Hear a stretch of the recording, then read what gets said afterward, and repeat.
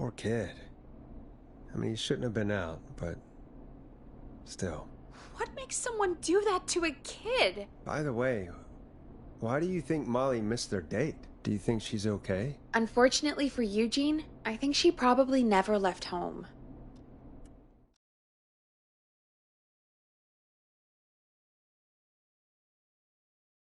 Thank you for calling in, Mr. Walton. We'll make sure to add the town librarian to our list of suspicious Clives. Remember, report a Clive to stay alive.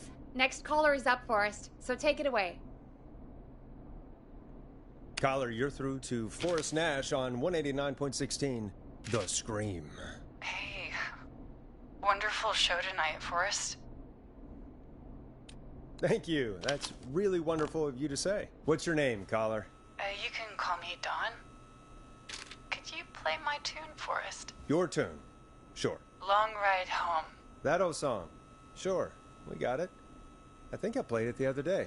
Thanks. It'll be good to hear it again. All right, folks.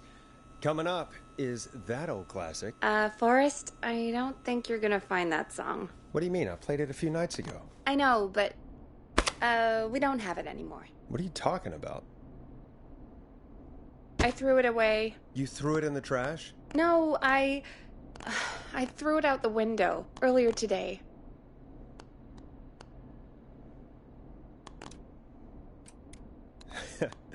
Fair enough. Can't say I blame you. Thank you. It's a terrible song. And Brad had it on repeat all afternoon because he knows I don't like it. So I grabbed it and threw it right out of one of the office windows. Not my finest hour, but I can only take so much.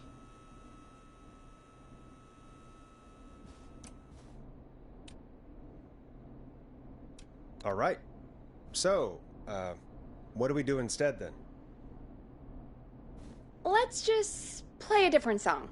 We've got more important things to think about anyway. Gotcha. Okay, folks. Here comes some unrequested music. Sorry about that, Dawn. Maybe try again tomorrow night. Sorry. You'll like this next song.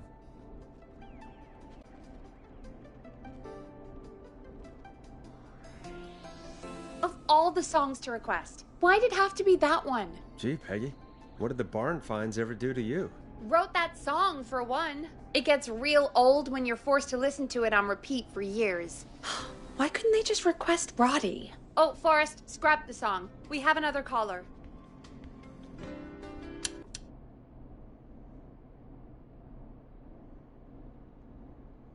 Sorry to cut the music short, folks. Callers take priority tonight. Welcome to 189.16, The Scream. This is Forrest Nash. Forrest? Oh, thank God. It's me again. Murphy.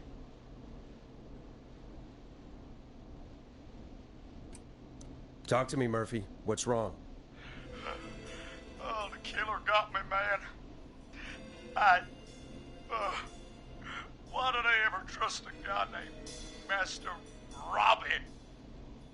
I warned you not to. Hindsight is 20/20, okay? Forrest, we need to do something. Goddamn piece of...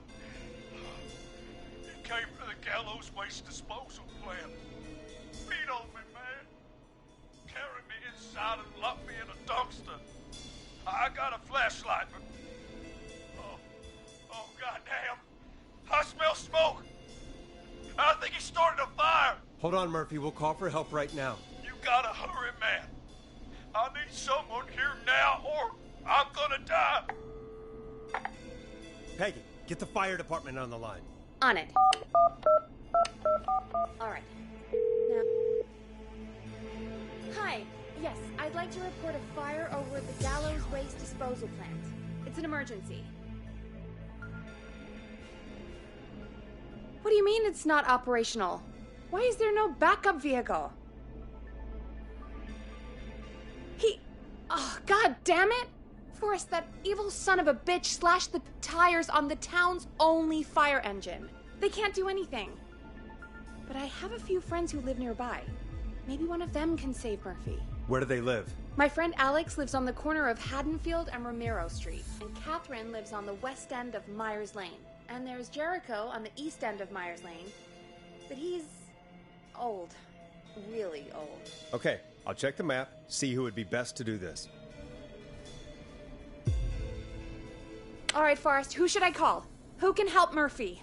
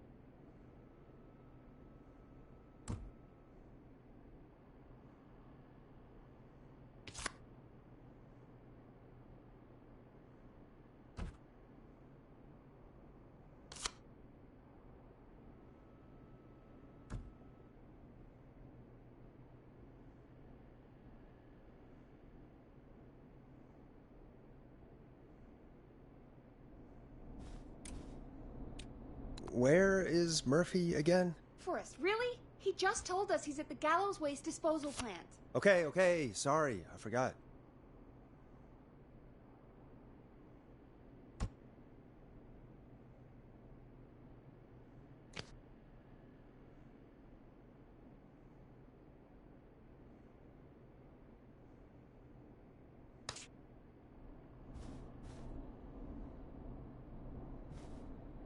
All right, Forrest, who should I call? Who can help Murphy? Call Jericho. All right, give me a second.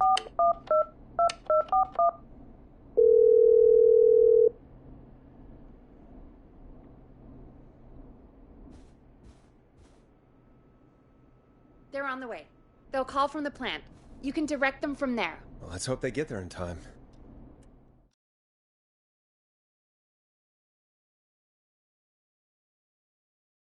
Forrest, I'm getting a call. Are you sure you can't? What's happening, Peggy? Old man Jericho wasn't fast enough. I don't know why I even mentioned him. But I did. The plant burned down. It collapsed. So Murphy is...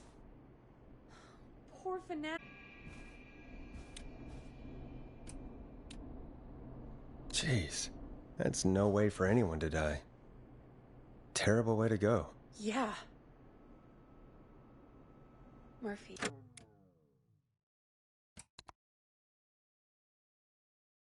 I promise we...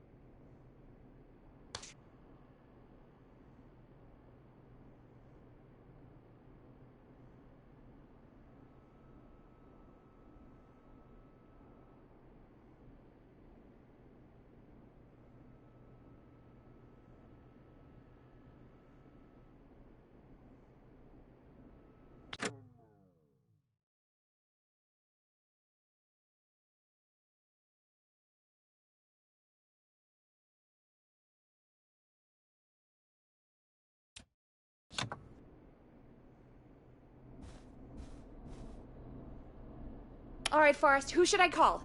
Who can help Murphy? Call Catherine. All right, give me a second.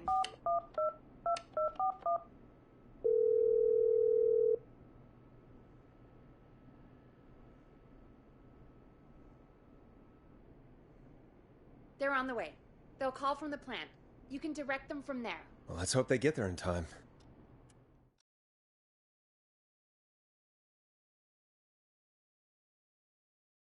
Call coming in. It's Catherine. She and Murphy are now both on the line. Hello, Catherine, are you there? What's happening at the plant? The whole damn thing is up in smoke. God damn it, I'm going in. Oh, my reception is terrible in here. God, my eyes sting.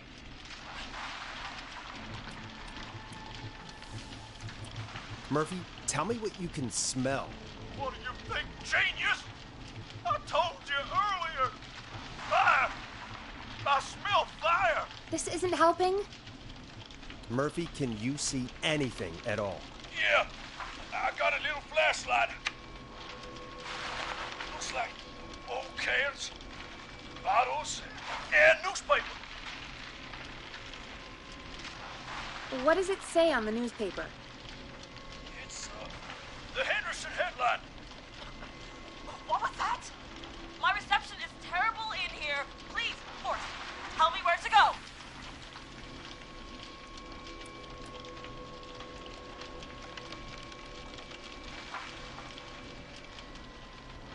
Go to recycling. Recycling. Got it. Come on, Catherine.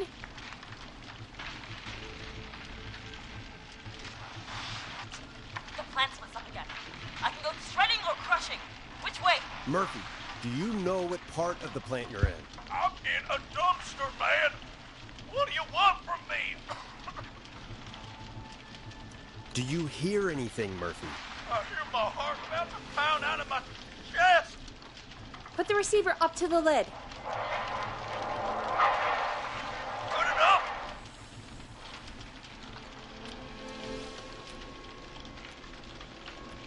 Just tell me what you can see, Murphy. I've already told you. Just a bunch of bottles, cans, newspapers.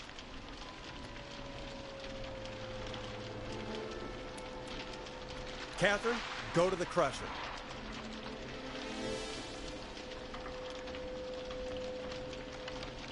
Okay, it's super loud.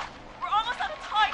There are 3 dumpsters here, one for Gallows Creek Council, Henderson Disposal, and Wyatt Ridge Municipal. Open the Henderson container.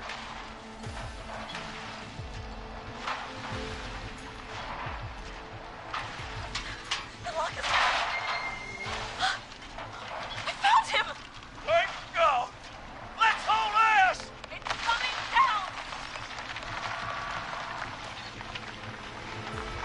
Oh, shit!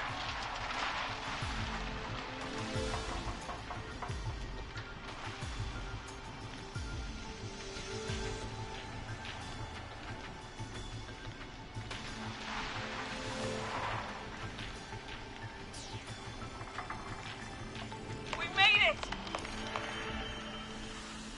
Oh, man. You saved my life. Thank you. Thank you. And I swear to you, now, I'm gonna raise Fernando to be like you. And I'm getting my money back from Master Robbie. Hey, you just get home to your son, okay? Will do, Forrest.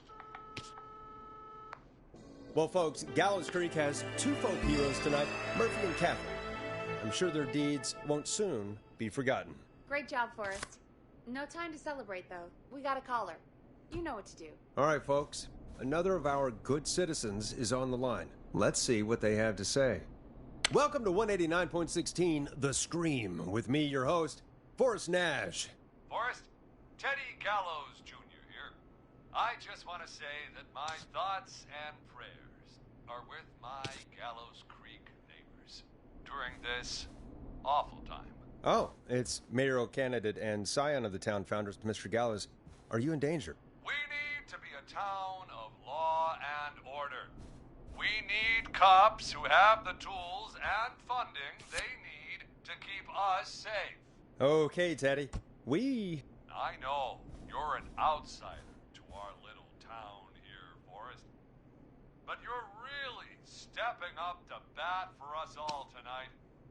I just want to say thank you for taking a swing for Gallows Creek. Jackass.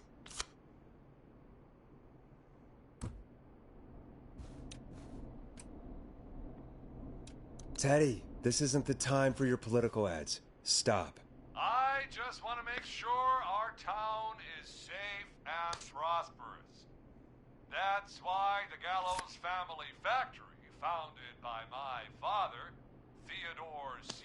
Gallows, God rest his soul, which employs over 200... Teddy, unless you've got an emergency, I'm cutting you off. You know what? I do have a problem. A problem that's ruining our town. You know what it is?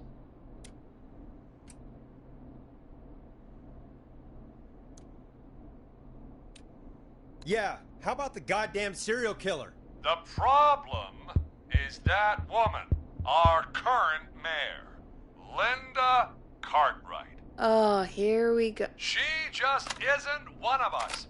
Linda Cartwright is un-American, unstable, and... You're not better than anyone, Teddy. Just because you inherited half the town. Your producer sounds a little unstable, too. Don't you dare speak to me that way. Cut him off, Peggy. I can guarantee this kind of thing will not happen when I take office. The moral decay of... And that's enough of Teddy Gallows Jr. for one lifetime. I always feel disgusting after hearing him talk. Just play an ad, Forrest? I need a minute. We'll be right back after these messages. Great party, man. Thanks. Can I grab another beer? Hey, sure thing. Let me grab you one out of the fridge. Oh no, we're out of beer. What am I gonna do? The party is going to be over. Fear not. The Grilling Spree will give you a free 6-pack of beer if Gallows High wins this Tuesday. Say what? That's right. Order a meal deal from us and you'll get a free 6-pack of beer if Gallows High A wins. free 6-pack? Righteous! You heard me. 6 beers if Gallows High wins. Sounds like you've already had enough beers. I hope we murder them. Me too, Billy. Me too. Come on down to Grilling Spree or call 555-749-8335. We've got barbecue you'll die for. Yeah. Hey, Forrest, do you know what the Grill Reaper's favorite grilling spree order is? I have a feeling you're going to tell me. Spare ribs. Just get me back on the air. And we're back. We got a caller. You know what to do. Caller on line 1. Hello, caller. You're live on the Scream with me, Forrest Nash.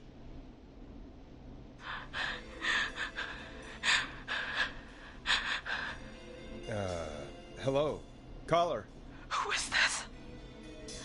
I need the police. I'm Forrest Nash. I'm standing in for 911 tonight. What's wrong? There's a guy hunting me and my friends. I think he's killed some of them already. That's him. He's just outside. I can see him from up here. God damn it. She's just a kid. Where are you? Are you somewhere safe? Oh my god. Oh my god. Stay with me, kid. Focus. I can't do this. Yes, you can. Focus. Tell me, what's your name?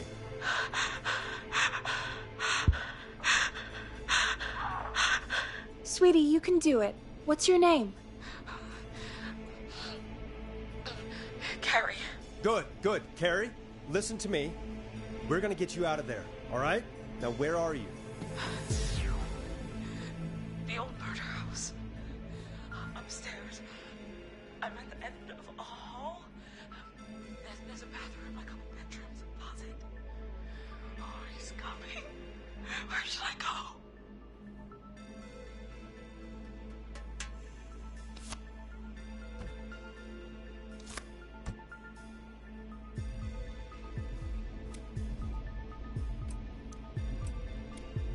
go to the bathroom. Okay,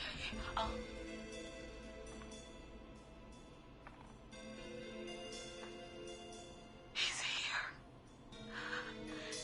He's here. He's gonna kill me. Forrest, I don't think we can... Don't move!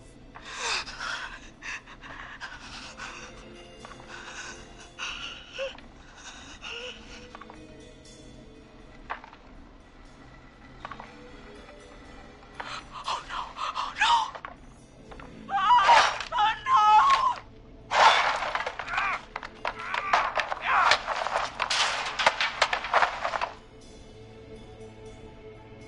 Forrest! You should have seen your face! What? What? What? Are you kidding me? Okay, what the hell is going on here? Oh, who's on the phone, Carrie? The cops? It's just a joke, jeez. Wait, isn't that... Jimmy, that wasn't funny, you sicko! Of course I called the cops, but some guy just answered instead. What guy? Forrest Nash, what the hell are you all doing? It's prank night, old man. We're just having fun. That's the kid. The kid who called in earlier pretending to be the whistling man. That's it. I'm out of here. Jimmy, this is a pretty sick thing to do. What? It's whistling night. That little idiot. Whistling night? It's a stupid tradition. Especially stupid since that one kid died back in... Would you take off that stupid mask if it's hard to breathe? Who's under there anyway? Is that you, Seth? Idiot! Seth is right next to you. That's, wait. Oh no.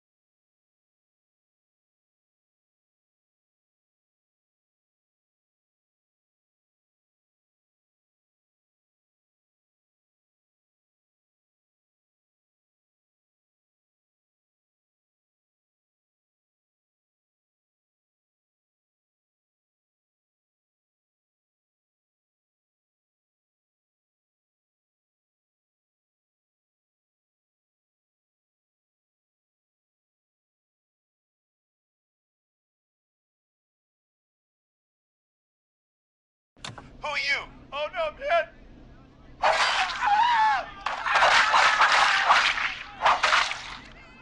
Everyone, get inside!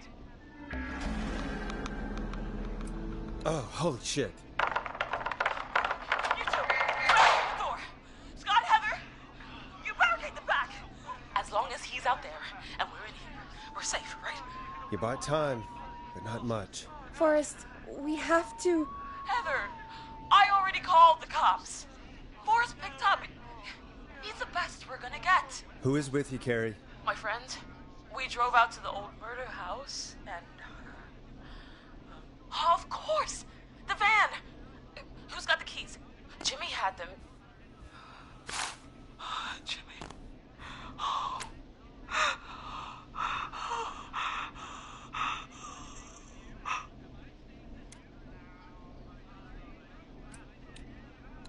Okay. It's gonna be okay, Carrie. Right. We'll figure something out. Between all of you, there's gotta be a way to beat this. Just sit tight, okay? Heather, shut up. If we do that, we're gonna get killed. If only Jeannie were here. Jeannie? Jeannie McPherson? Our intern Jeannie? Yes. She's my best friend and the smartest one out of all of us. She stayed in tonight. Forrest, listen. We'll see what we can come up with, and, What? Scott, you're not any good at... And... No, Chad. Out of all of us, you're not the one to... Everything okay? No. We're figuring out a plan, but everyone's volunteering to do things they're just bad at. I think we can figure out what to do, but I don't think we can agree on who should do what. I think you'll have to be the tiebreaker, or else these idiots are gonna get us killed. But I... Shut up, you... Forrest, I'll call you back. But I don't know anything about your friends. These damn kids never learn. Are you okay? They do this kind of thing every year, Forrest. People get hurt. All right, folks. We're gonna work out a way to save Carrie and her friends. This next one goes out to all the trapped kids out there. Hope you enjoy this one as much as I do. Peggy, you mentioned something about their friend working here? An intern? Yeah, Jeannie. Seems a nice enough girl, but a bit head in the clouds, you know? Not sure why we took on an intern. We really didn't have the office space for one. Poor thing got tucked away in a dark corner somewhere downstairs, I heard. All right, I'll go see if I can find her desk. Hopefully she has something we can use.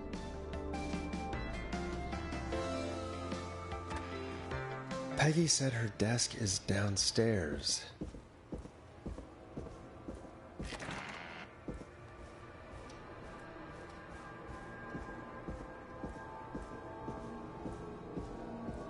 Jeez, they really tucked Jeannie away.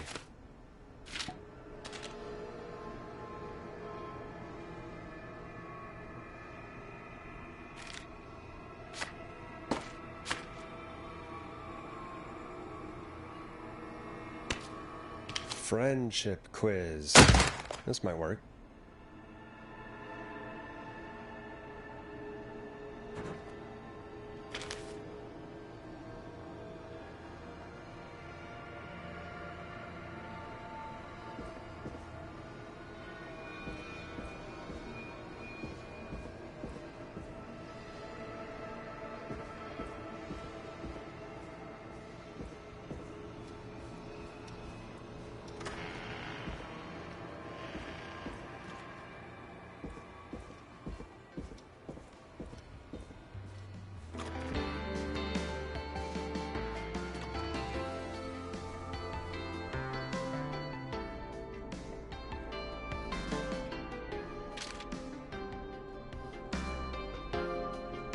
Hey, you find anything that'll help us out? Yeah, I found a friendship quiz with all these kids on it. If you think that'll help, then good enough. Carrie's on line 1. Whenever you're ready.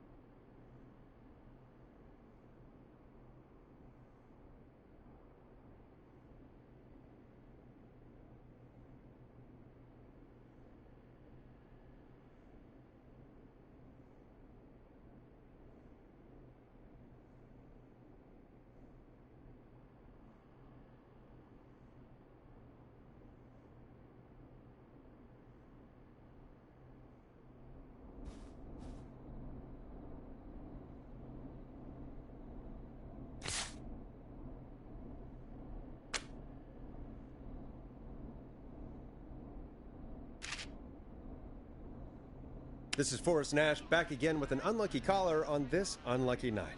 Carrie, are you there? Yes, we've got a plan, but we can't agree on who should do what. You want me to be the tiebreaker? Exactly. I'm ready. What's the first step? Okay, first things first. We'll need a spotter, someone who can keep an eye on the killer. We'll need someone on the roof. It's gonna be a hard climb. We're deciding between Heather, Kyle, and Hot David. Heather's got this. Yes, Heather, he picked you. Now please, stop talking about all your cheerleading trophies. Part 2. The Whistling Man padlocked the gate back to the road. Before we drive out of here, we need someone to pick the lock. Seth, Jennifer, and Scott all want to do it. Jennifer. Jesus, Jennifer, you carry a bump key? Why didn't you say so earlier? Anyway, that brings us to part 3. Getting the van keys. I'll volunteer for this. I don't know Jimmy as well as you guys, so it'll probably be easier that way. Then it's part 4. This is a very detailed plan. I'm impressed. Yeah, it's weirdly easier to think when you're about to die. You're doing great. What's the next part? Part 4, we need someone to lead the Whistling Man away. We need a fast runner. For this one, we're trying to decide between... Who was it again? Hot David, Cynthia, and Scott.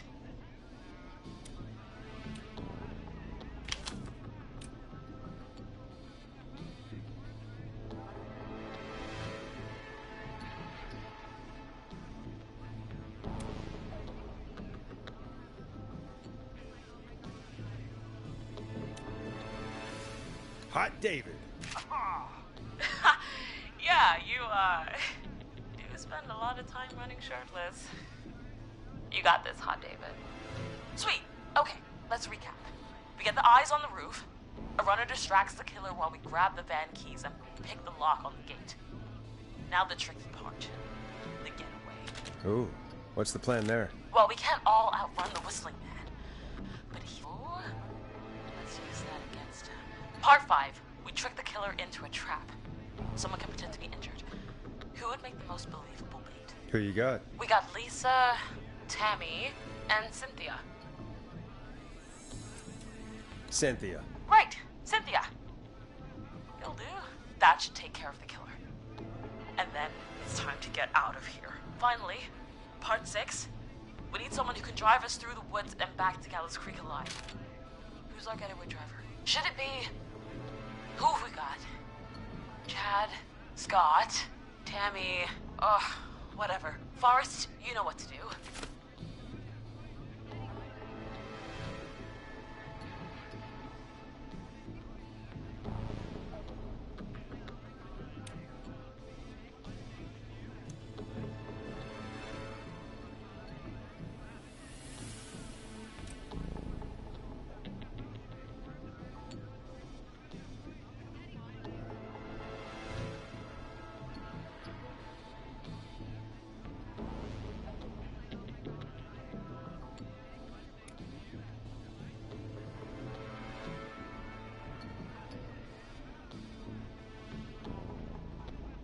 Chad.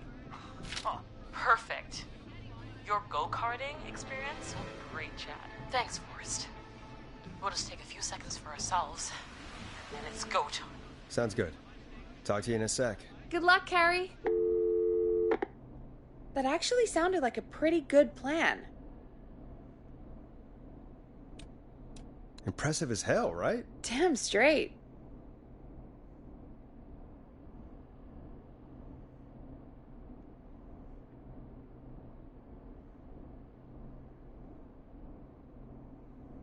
Oh, the kids are back already. Line 1 again. If you're just tuning in, we're coming to you live with a bunch of teens about to flee a madman. Listener discretion is advised. Are you ready, Carrie? We're good to go, Forrest. Alrighty then. Hit it. You got this. Here we go, everyone. Spotter, to the roof. Go, Heather. She's off and away. All right, Renner. Get ready. Wait for the spotter's signal. Spotter says go.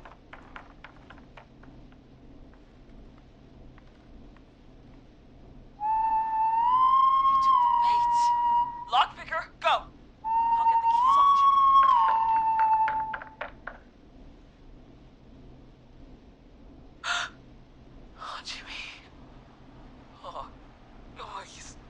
face is... The keys, Carrie. You need to get the van keys. His face is lying next to him, Forrest.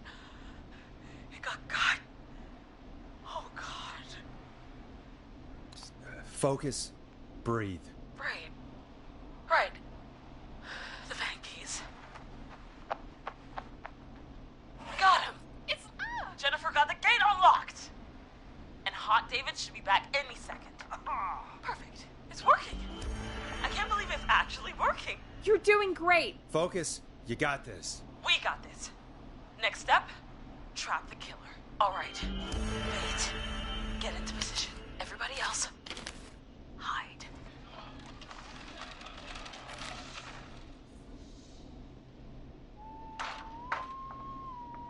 Okay, performer. Now, act like your life depends on it. Oh. There he is. He's buying it. Oh no. He knows. Hey, damn it. Now, push the bookshelf over.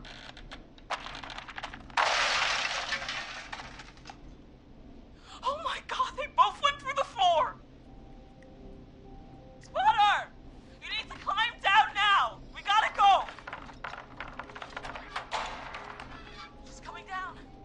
And yes! Heather! Quick, everyone to the van.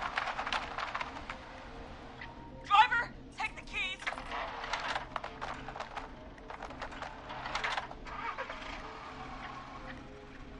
The damn gate swung shut.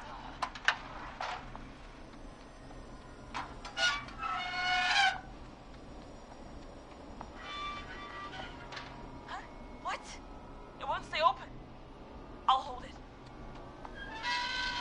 You drive through. Carrie! What was that? It's a whistling man. Drive! Now!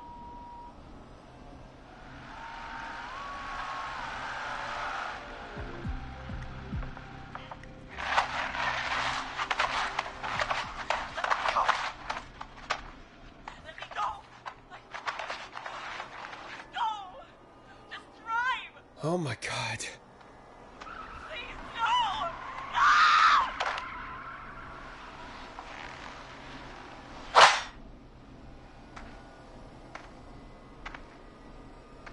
Carrie?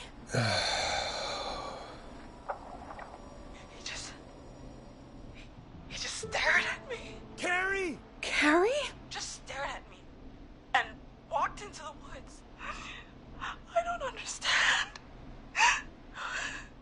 Thank God you're okay. Can you get somewhere safe?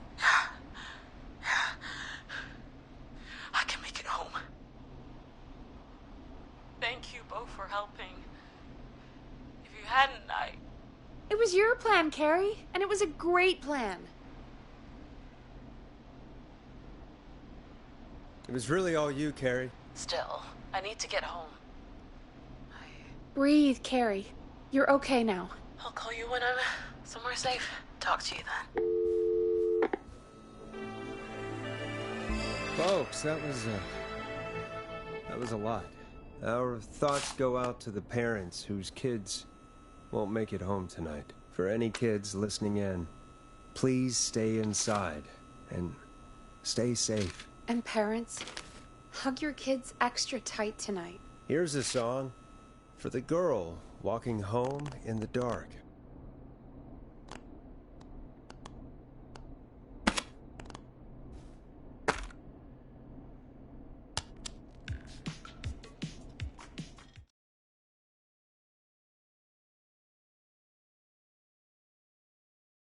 Hey, we had a call come in.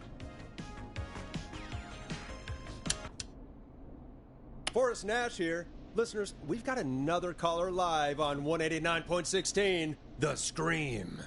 What's on your mind, caller? Hey, Forrest. I just wanted to phone in and say that I think I speak for everyone when I say that you're providing a real service for Gallows Creek tonight. It's cool what you're doing, man. Well, I'm just doing my job, friend. Anyway, tell me about yourself. What's your name? Are you keeping safe tonight? Yeah, man, I'm good, thanks. I'm at my roller rink, trying to get everything ready for the Harvest Festival tomorrow. I had a guy from Starling Security here earlier installing the Starling 4000 system, so I'm a little behind. As for my name, my friends call me Roller Ricky, and I now consider you a friend, my man.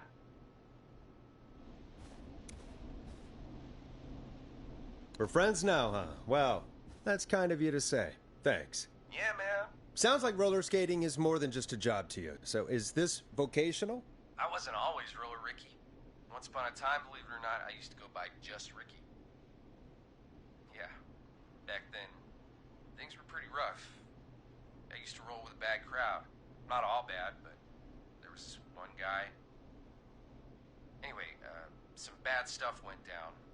I harbored a lot of guilt for a long time and turned to the bottle. I didn't really talk about it or even know how to talk. It's just how it was. That bottle took the best years of my life. Or so I thought. It's never too late, Roller Ricky. How did you turn things around? I joined a support group. I opened up about my problems, and sharing that burden just took so much weight off. It's a long story from there, but I found roller disco. I learned how to have fun again, cutting loose and making shapes. Now whenever I get down, I get down. I'm finally free from it all, man. It's important just to talk to somebody. That's the first step. Ain't that right, Max? Aw, hello, Max.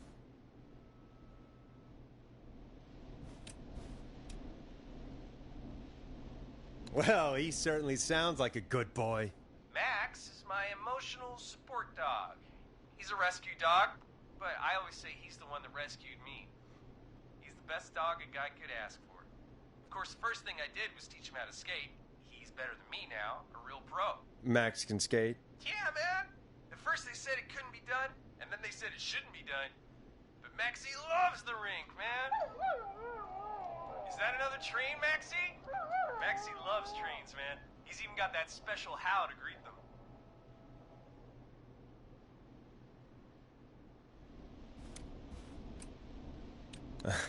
It sounds like you two make a great pair. Maxie appreciates all the positivity you're throwing out, my man. You know, I'm actually hosting free skating lessons tomorrow at the festival. I think it's a great opportunity to give back to the community. Man, all this talk of skating's got me itching for a boogie. Before I switch my radio off for the night, could I request a song for us? Something I can groove to, you know, something funky. It'll be me and Maxie's final boogie breakdown tonight. Then I think we'll take it down a level. I can do that. Thanks again for calling. You and Max, be safe now, okay? Bye, Maxie. You got it, man. Peace. Well, folks, this next one goes out to Roller Ricky and Max. Enjoy.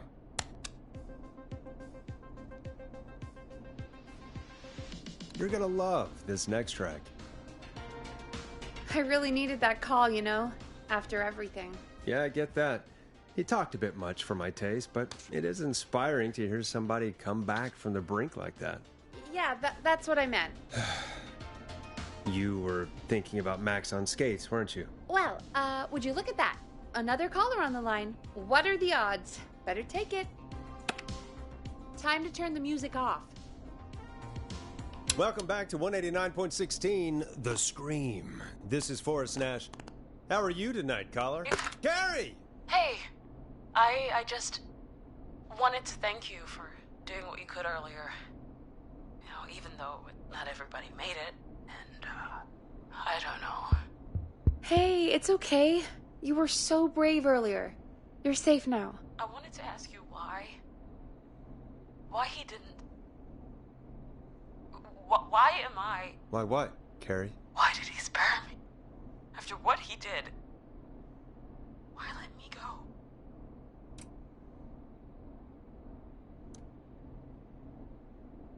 Maybe he only wanted to hurt the pranksters. Maybe. Did he just think everyone was making fun of him? Did he always hate these hazing rituals? I mean, if he did, why wait all these years to... Why do this now? These stupid hazing nights have to stop. Carrie, you did so well tonight. Stay safe and rest. Help is coming to Gallows Creek. We just need to hold on. Thanks, Peggy. Hey, Forrest? Could I request a song? Of course, Carrie. What song? Any song by Blast Processor. And thank you. This next one goes out to Carrie.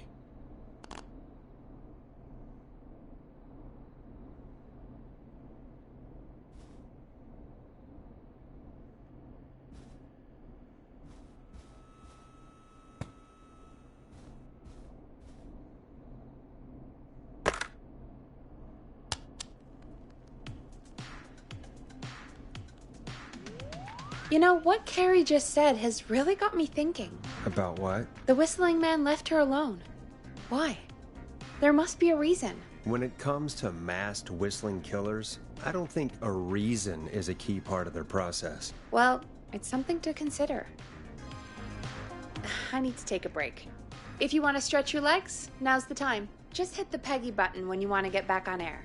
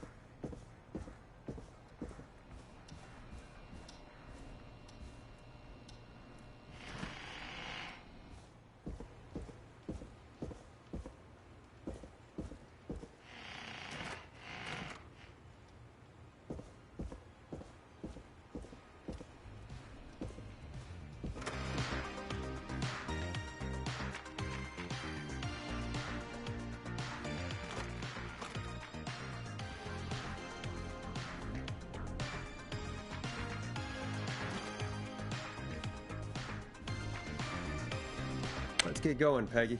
Alrighty, we could run another segment or... Scratch that, Forrest. We have a caller. You're through to 189.16, The Scream. What's your emergency? Hello again, Forrest. Oh, that call with the teens was awful. Those poor kids. Still, I'm glad the girl didn't get hurt.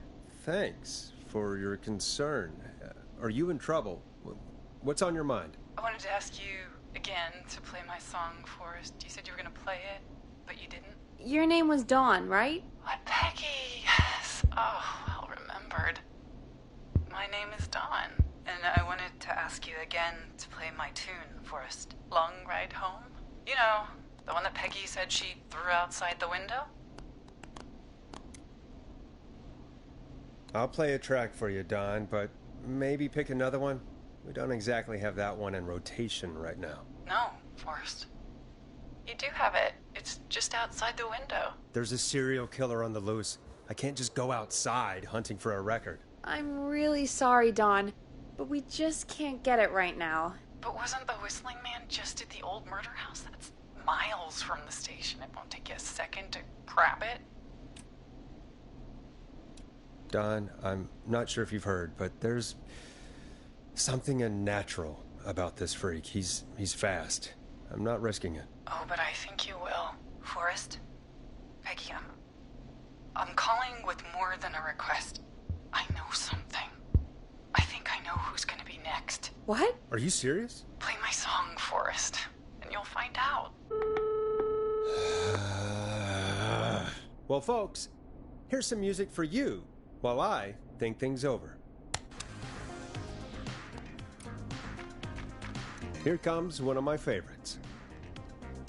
Is she serious, Peggy? She's serious about hearing that song, that's for sure. Peggy, I mean, is she serious about... I don't know, Forrest, but we don't really have a choice, do we? If she's telling the truth...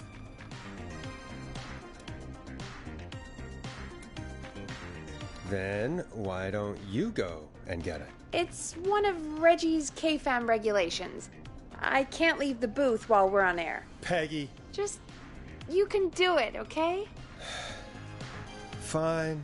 You're a good man, Forrest. I'll slide you the key to the fire door. Wait. Our fire door has to be unlocked? Yeah,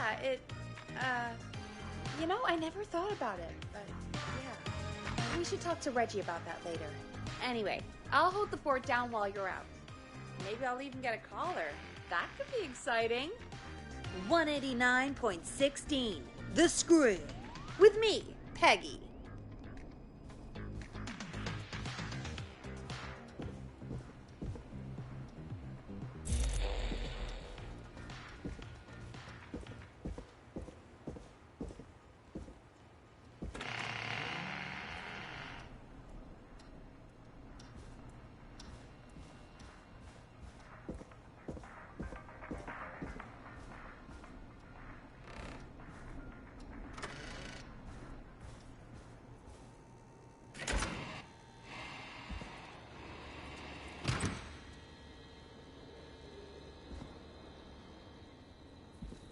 You know, I hope she'll be happy when I'm brutally murdered by the Whistling Man.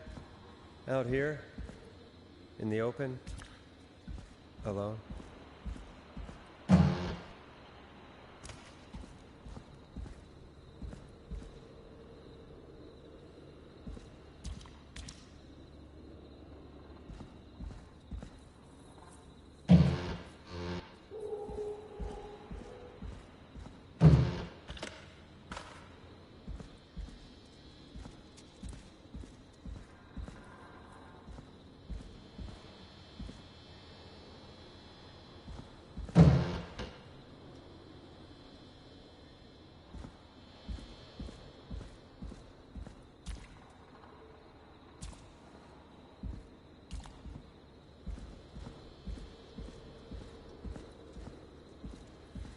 Of course, it locks behind me. And of course the key doesn't work on this side. Fantastic. Maybe there's another way back in through the basement. A door, elevator, or something. Alright, which window would she have thrown it out of? Looks like I'm gonna have to hunt around for some new fuses.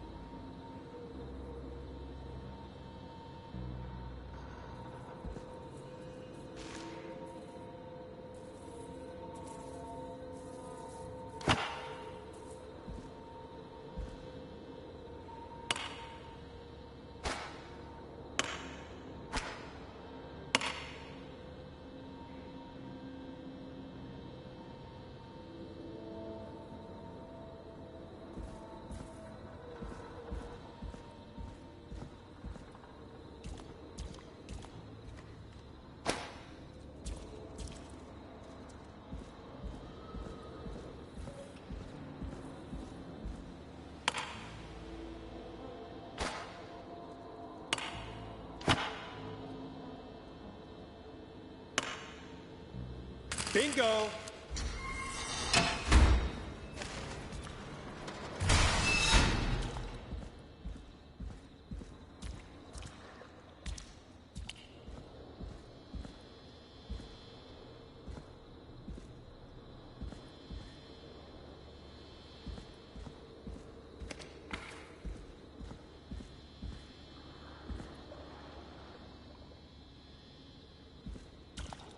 I could probably survive that fall.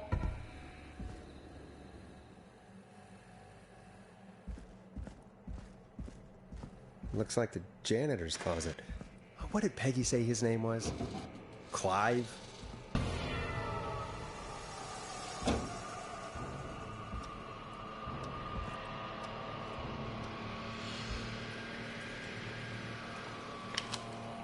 What the hell? Peggy is not going to believe this.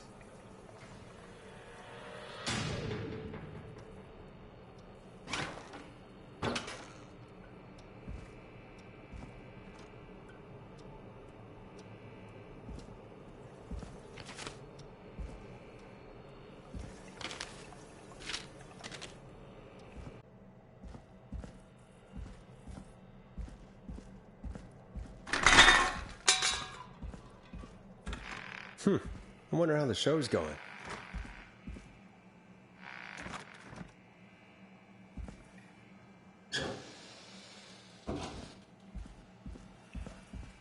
God, please let this be the last locked door.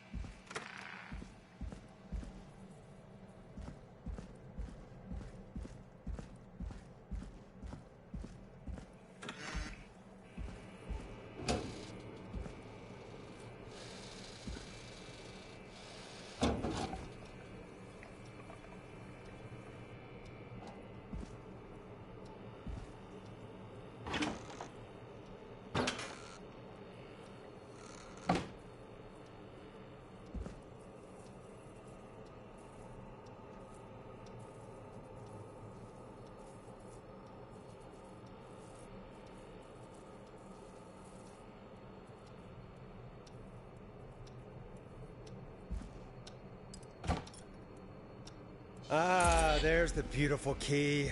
Should be able to get back to the studio now.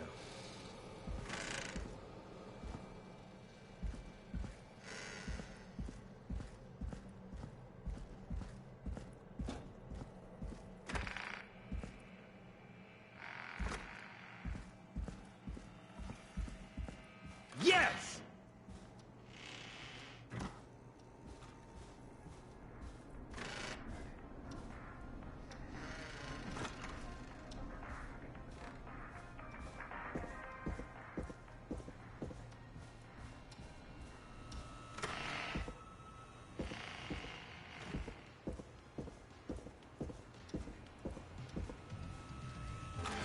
Isn't that such a good song, folks? And now for... Jesus, Forrest, you've been gone for ages. I thought something had happened. Something did happen. Clive, the janitor, might be Clive, the murderer.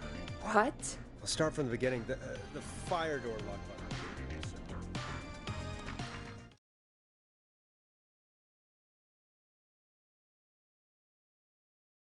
Why did you heave that thing all the way up here? Because the basement's creepy as hell, and I don't like standing around down there. Fair. All right, let's run through this again. We have a creepy board you found in a creepy basement made by our creepy janitor who you think is the creepy whistling man. Yep. And on the creepy board are the names Chuck Brody, Kim Walker, Rebecca Allen, and Aunt Williams. Correct. And you think one of these people will be the whistling man's, Clive's, next target. That's right. And we've got to find them. You said there are 4 locations listed there too? The hospital, the power station, the gas station, and the trailer park. Clive must think the target is at one of those locations.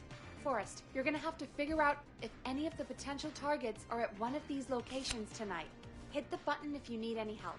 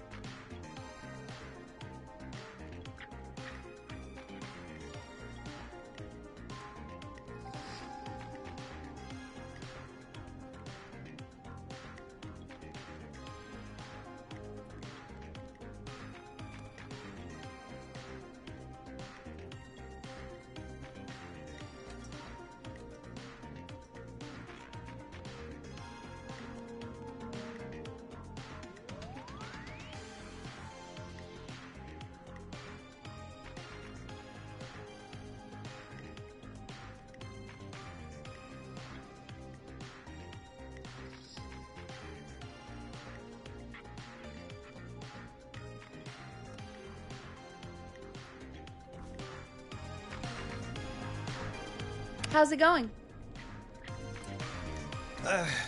It's not going well. I could use some help. Okay, let's review the basics. We need to work out who the next target is. There's 4 locations, right? And 4 people. We need to figure out if anyone is at any of the 4 locations tonight. And if they are, we can call them and warn them. There must be some connections between the notes. That makes sense. Great. Need any more help?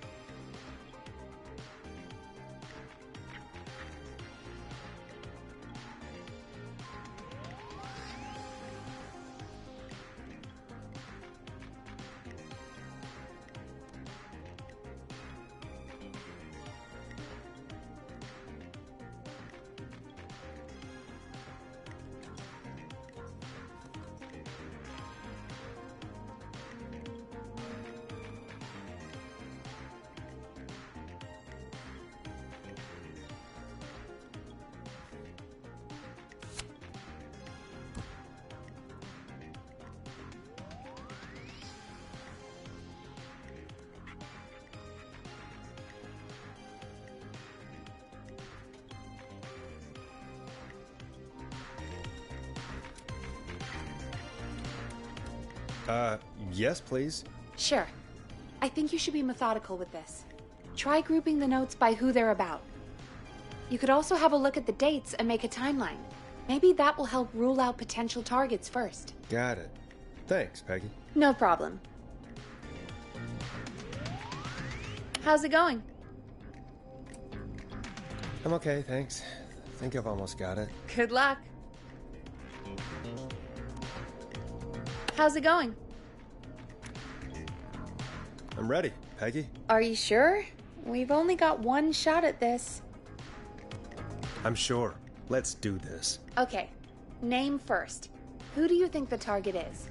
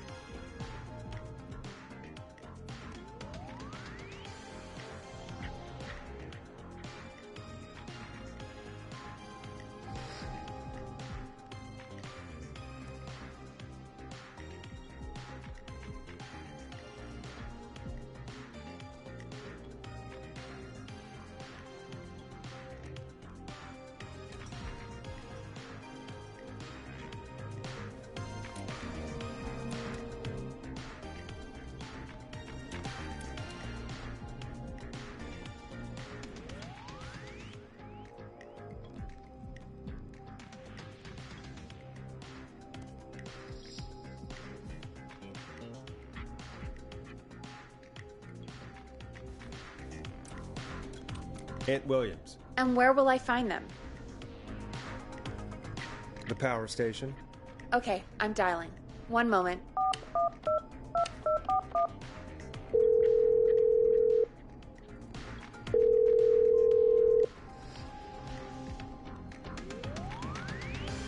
Forrest, I'm through to the power plant, but they say there isn't anyone by that name there. What? Then who? Jeez! It sounds like something blew up. He's using bombs now? Oh my god. The call board, one moment. Forrest, I'm getting so many calls. Just let me... I'm gonna take us off air for a moment. Peggy, what's happening in there? Peggy. I'm back. He blew up the gas station, Forrest. Okay. I spoke to the fire department and the hospital. The fire department is useless now, as you know. And, the hospital's only ambulance was at the gas station. Forrest, you've got to say something on the radio. You have to...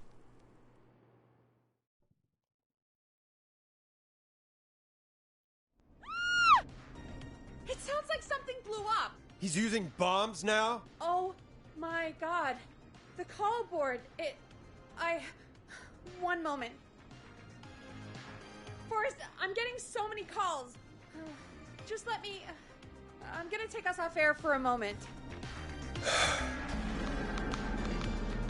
Peggy, what's happening in there? Peggy. I'm back. He blew up the gas station, Forrest. Okay. I spoke to the fire department and the hospital. The fire department is useless now, as you know. And, the hospital's only ambulance was at the gas station. Forrest, you've got to say something on the radio. You have to tell the town. I'm putting us back on air. Now. Gallows Creek. I don't know how to tell you this, but, the gas station's been bombed. Please, everyone, stay safe, stay inside, and... Oh, just bring us into some music, Forrest.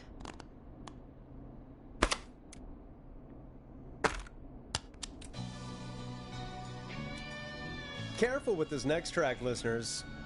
It's dynamite. Forrest!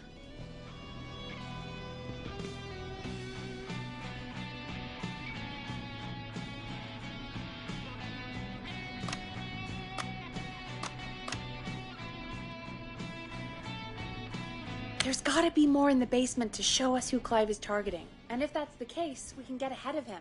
Stop the killings before they can happen. Forrest, we need to go back down. By we, you mean me, right? Yep. Like I said, I need to handle all these calls. Maybe start with that creepy mannequin room you mentioned before. I still have a lot of questions about those, by the way. Me too.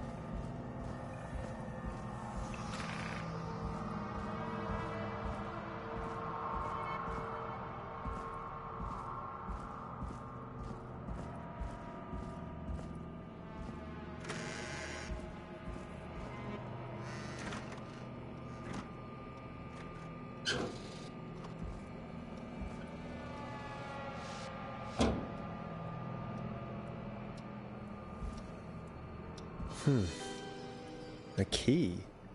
Was this always here? I must have missed it when I brought everything upstairs.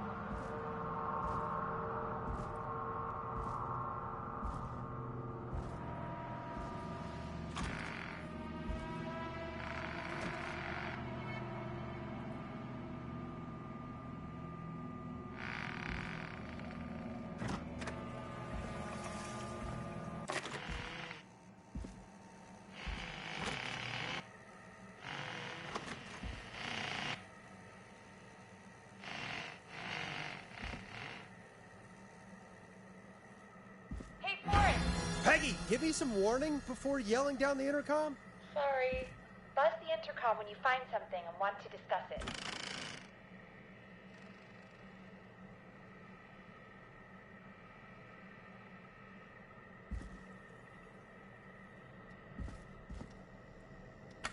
Peggy, I've found a tape and a map down here. A map of what? Looks like it might be to somewhere in this storage area. Weird. Well, maybe the tape will give us more information. Give it a play.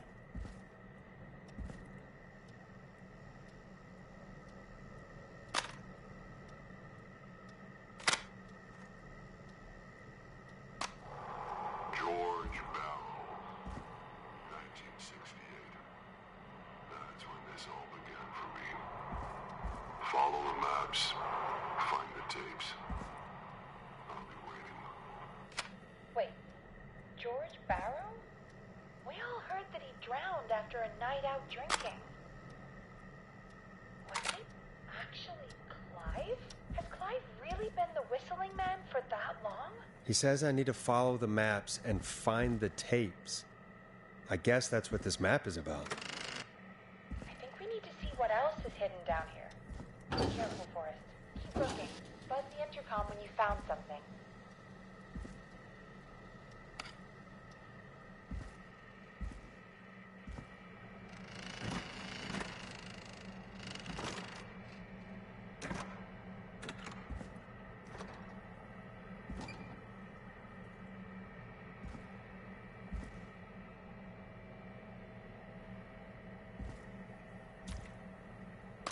Time of autopsy is 7 a.m.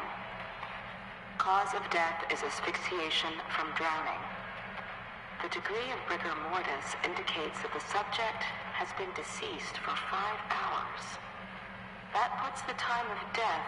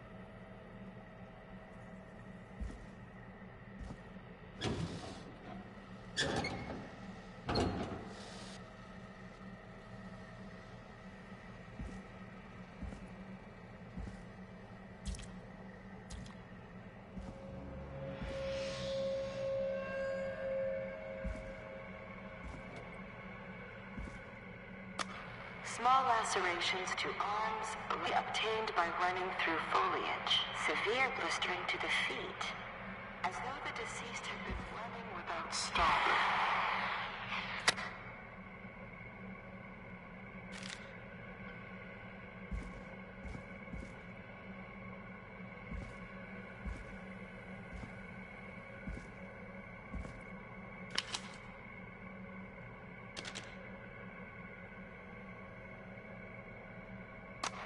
Preliminary toxicology results shows no signs of inebriation.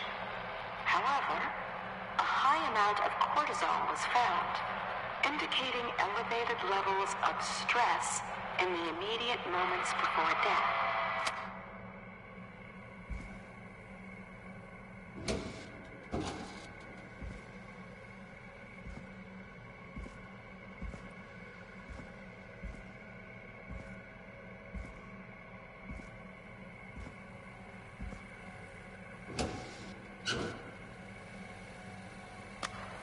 Additionally, there appears to be a post-mortem injury to the arm. It looks like it was trapped in a car door.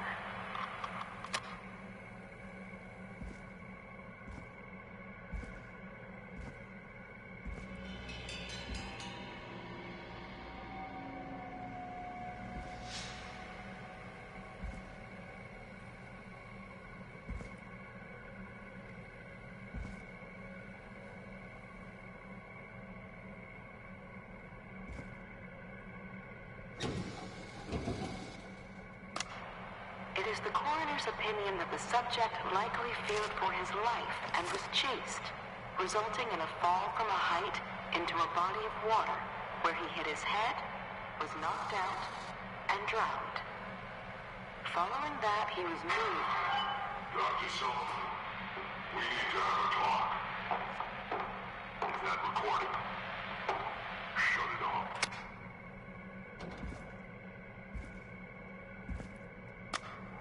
If you're listening to this, then I'm probably dead. What the? I'm a man who likes to stay informed. I've got subscriptions to A new vinyl for my collection. A few weeks ago, I noticed headlines cropping up in those papers, one after the other. Each headline about a murder. Each murder, the death of someone I knew almost 20 years ago. And each one drawing closer to Gallows Creek. Drawing closer to the anniversary. None of us are innocent, but I don't think we deserve killing. All I hope now is that I can save some folk from the worst. That I can, I don't know, do something to make up for what I did back then, I guess.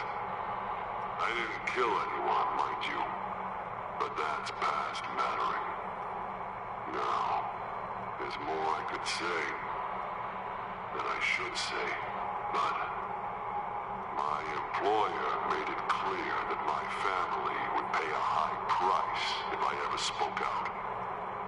So, hopefully I've said enough for you, listener, whoever the hell you are, to start putting the truth together.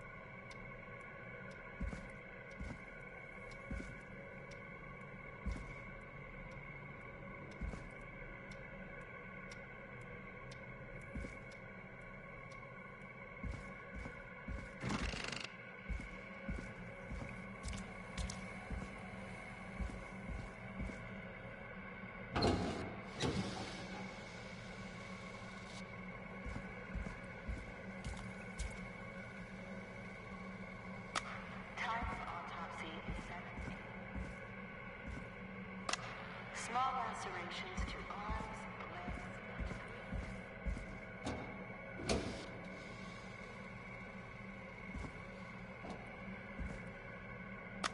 preliminary toxicology results shows no signs of inebriation.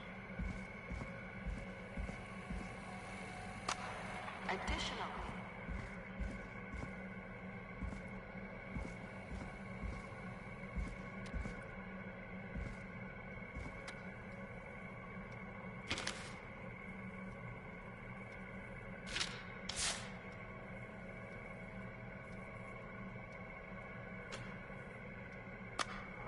If you're listening to this, then I'm probably dead.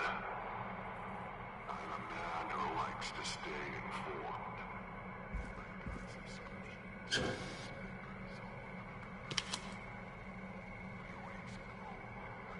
Headlines cropping up in those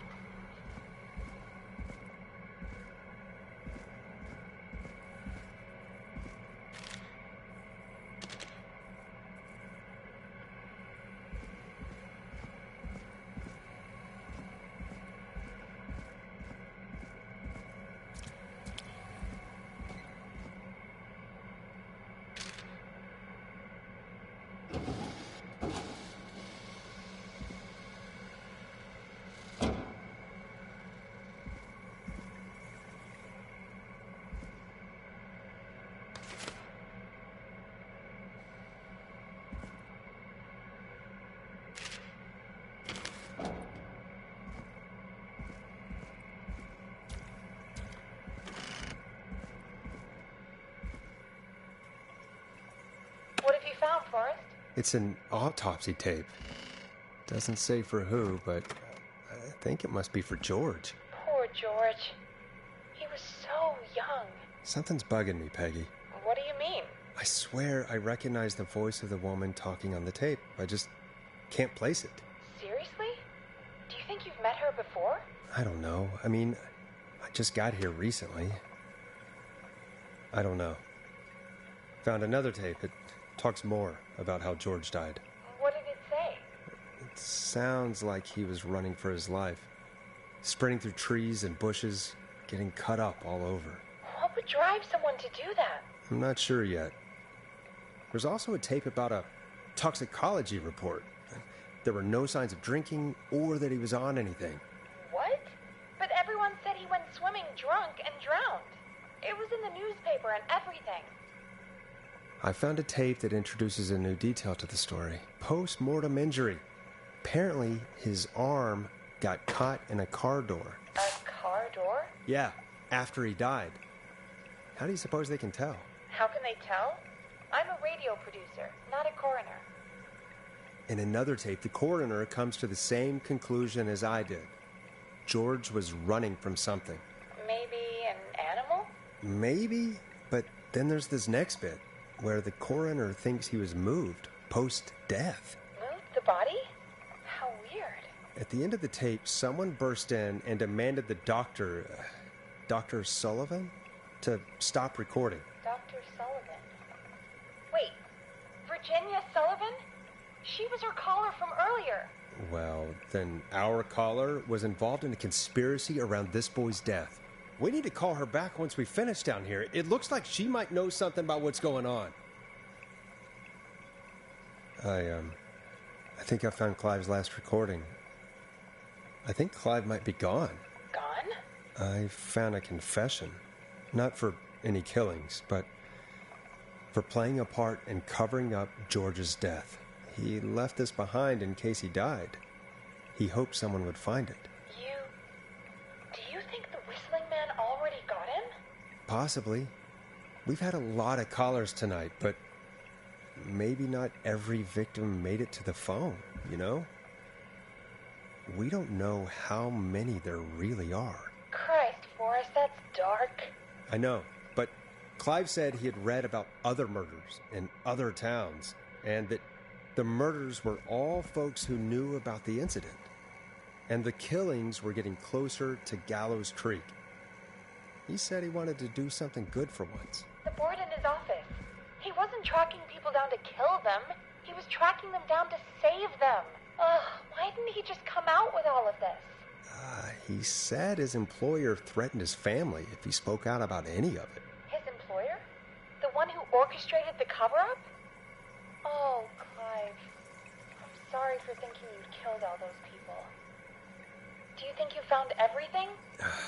I think so. Forrest, what's going on here? Someone wanted that boy's death to seem like an accident. And they hired Clive to make it look that way. Come back upstairs when you're ready. We need to figure out our next step.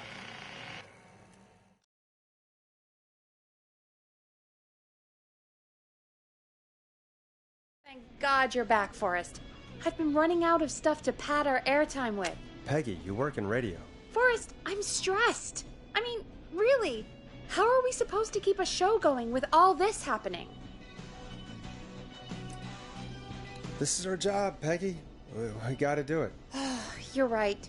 So, what's the plan now? I think we should call Virginia back. All right, I'll get her on the line. Okay, Forrest, shut the music off. Hello again, Gallows Creek. This is Forrest Nash. We're circling closer to the truth behind tonight's events. To this end, we're calling back one of our earlier callers, Virginia Sullivan.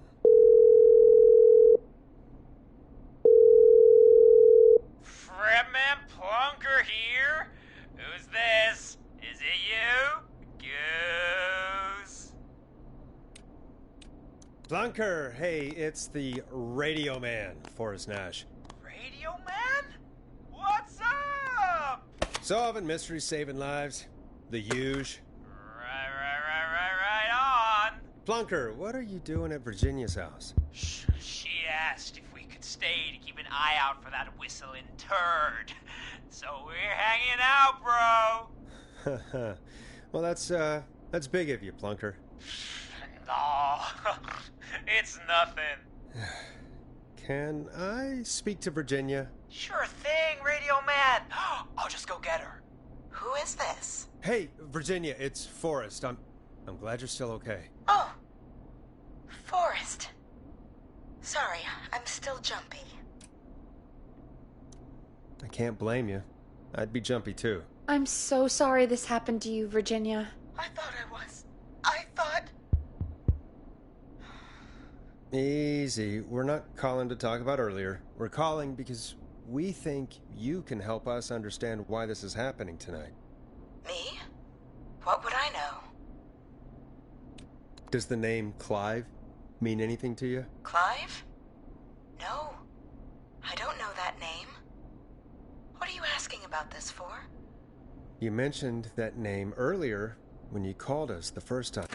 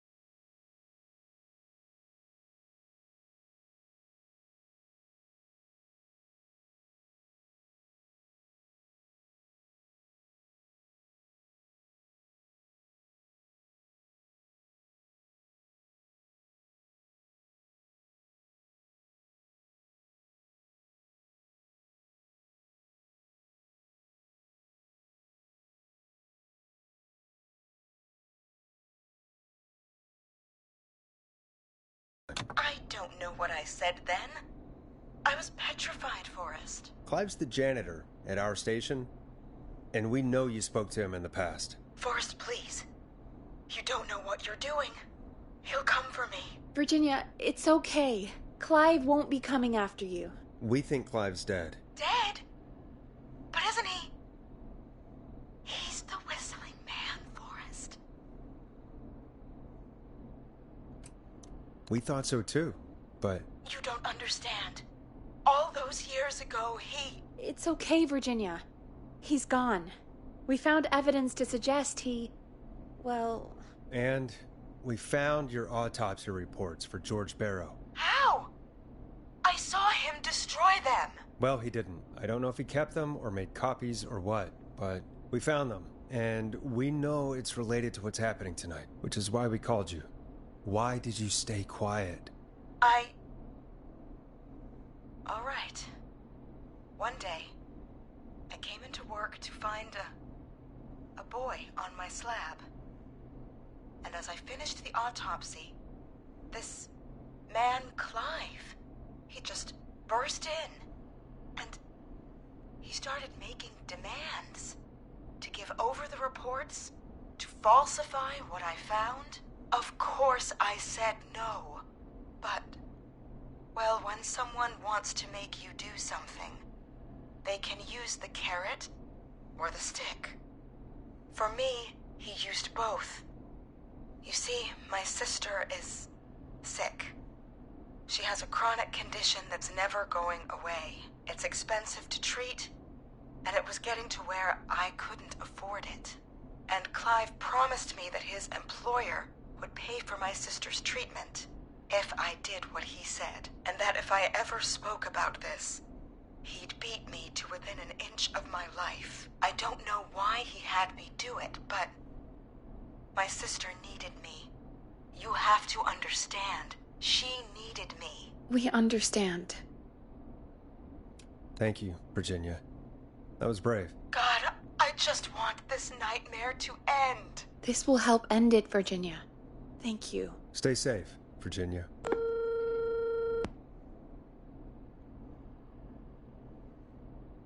So, Virginia's tied up in all of this. Clive threatened her to keep quiet about George's death.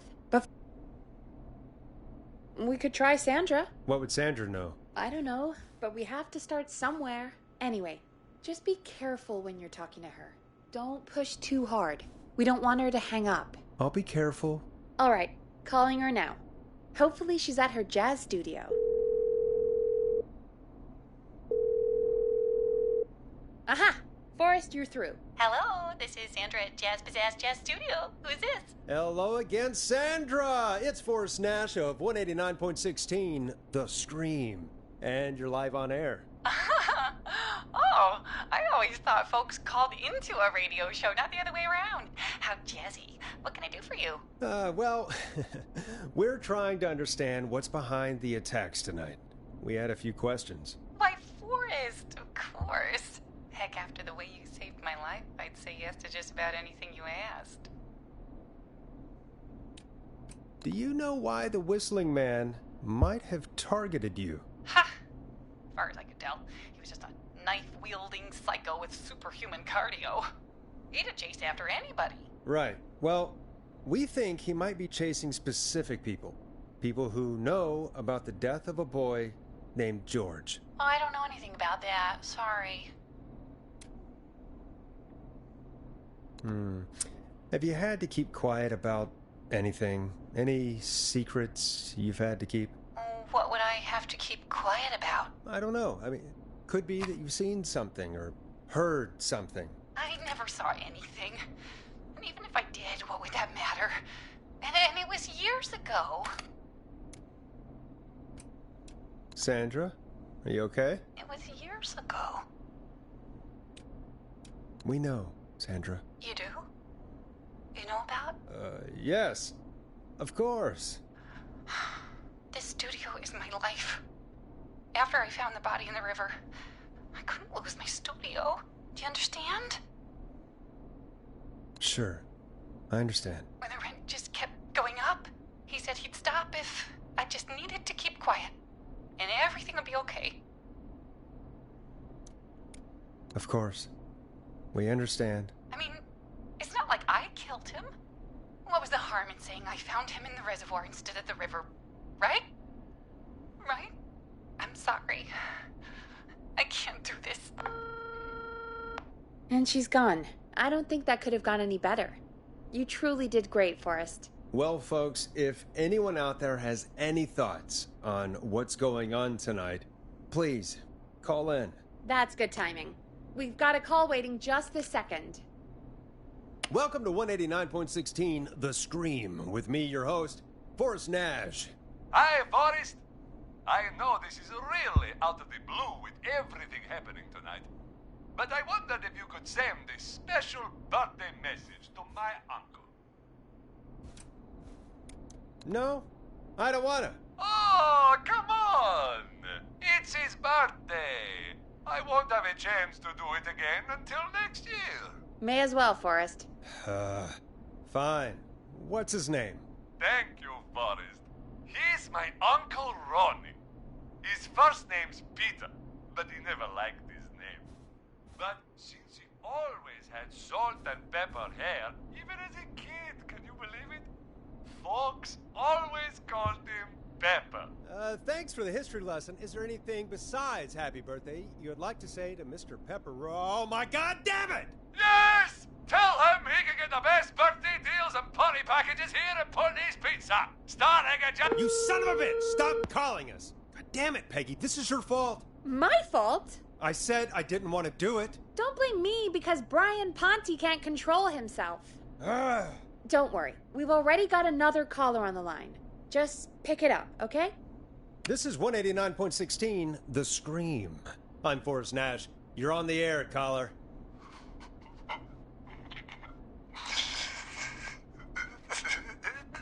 Caller.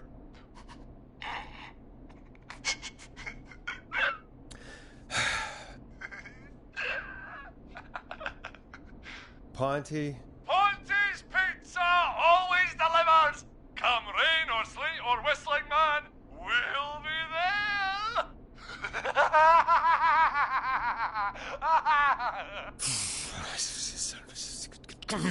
Forrest? Forrest? Are you okay? Forrest? I hope the whistling man gets him with his own pizza slicer. Jesus, Forrest? Sorry. That was too much. It's okay. It's been a high-stress night. Don't worry about him anymore, okay? Not for tonight, anyway. I think he's spent for now. We've got another call, whenever you're ready. Folks, don't spend your money at Ponty's Pizza. That's all I'm gonna say about that.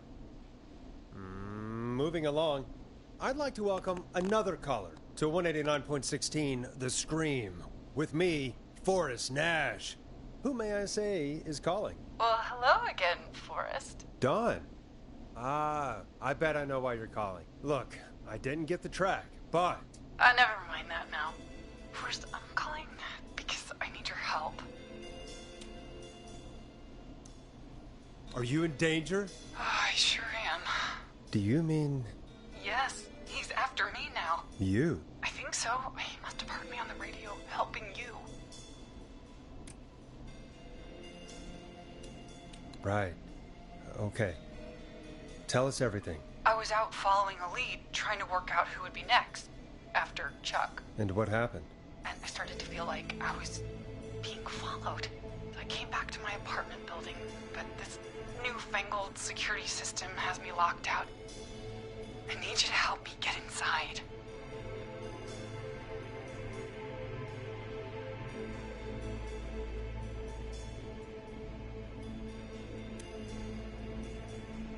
Can a neighbor let you in? I only moved in last week. I don't know anybody yet. There's not even a buzzer here, only the keypad for the entry code. I need that code to get inside. Which apartment block do you live in?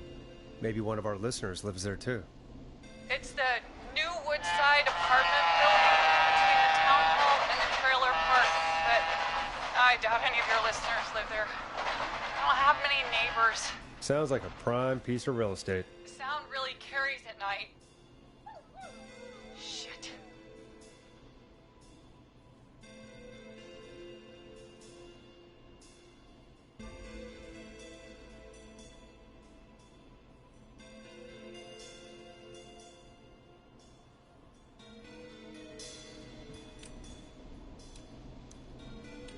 Is that a neighbor's dog?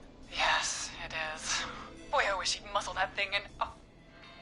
And now he's blasting David Scopo out of his window. This night can't get any... It's coming down the street. I don't think he's seen me yet. Forrest, please. I need your help. I need the code for that security system, or I'm gonna die.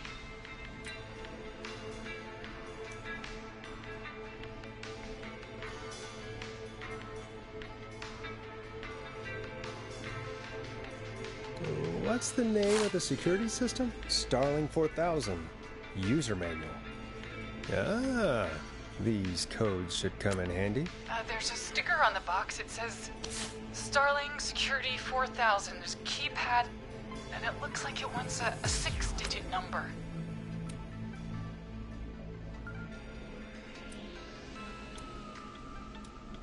Starling Security 4000, huh? That's right.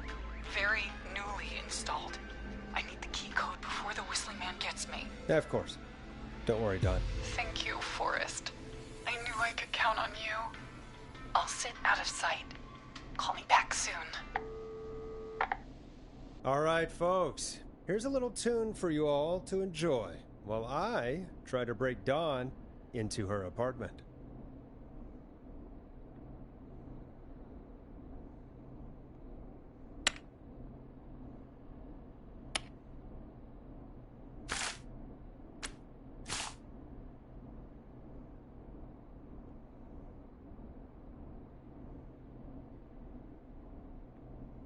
Play a record, Forrest.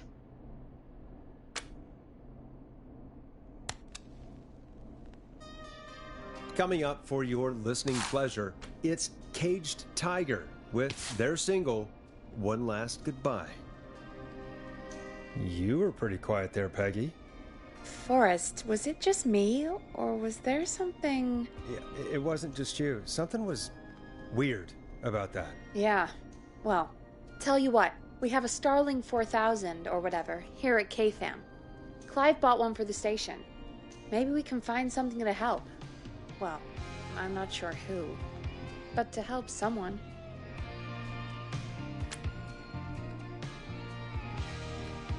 Okay, so she's locked out of the Woodside Apartments, and somewhere, Clive probably has the papers for the Starling 4000.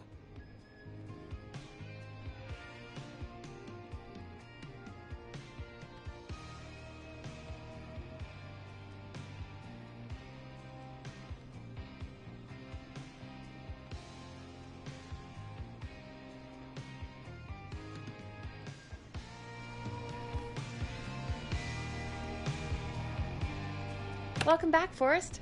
Find anything? The Starling 4000 security manual. It's got a bunch of codes. Good. And did you find anything else? Nothing, except the manual. All right. Well, I'll get Dom back on the line then, Forrest. I'll let you take it from here. Thanks, Peggy. When you're ready, shut the music off.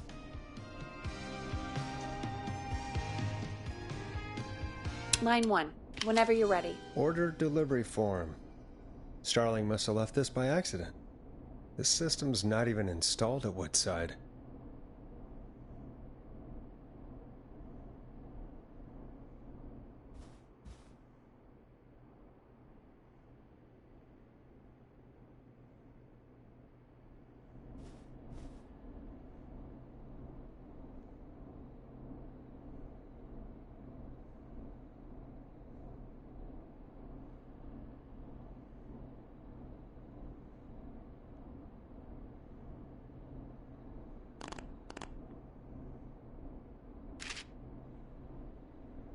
Don, are you there? This is Forrest Nash from 189.16, The Scream.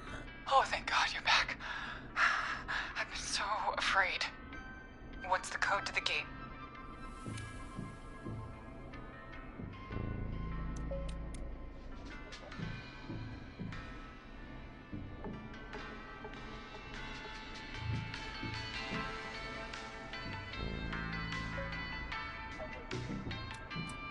The code is 811220. Thank you, Forrest. Alarm test already deactivated. The alarm deactivation. I think you gave me the wrong number on purpose. Well, first do this the hard way. Forrest, what did we do?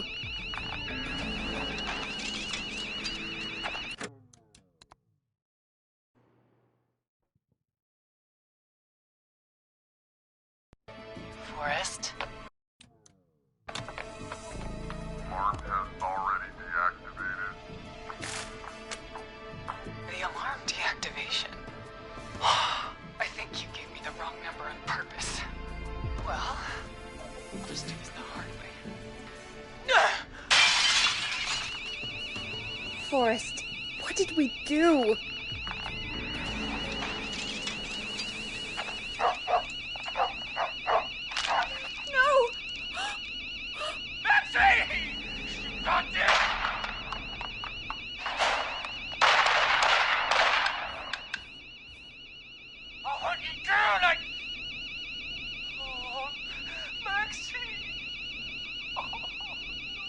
Ricky!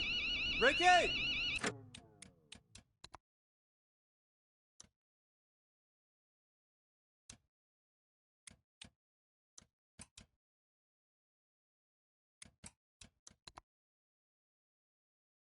Hello? Hello? Forrest? Is that you? Did you have something to do with this? Ricky, whoever that was, she was trying to get into the building. I tried to help, but... She? Forrest, man, you got no idea. That was him! That was the Whistling Man! alarm gave me just enough time to get my rifle. Oh, man, Maxie, I'm coming, buddy! Forrest, I've gotta go! Come on, Maxie. Stay strong. Okay, Gallows Creek, here's some music while we process what just happened.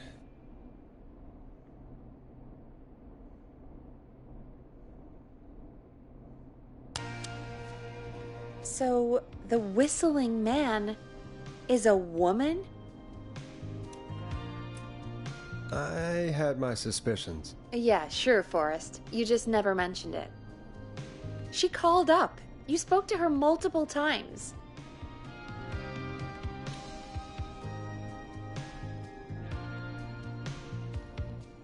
I knew she wasn't right. Is that right, Sherlock?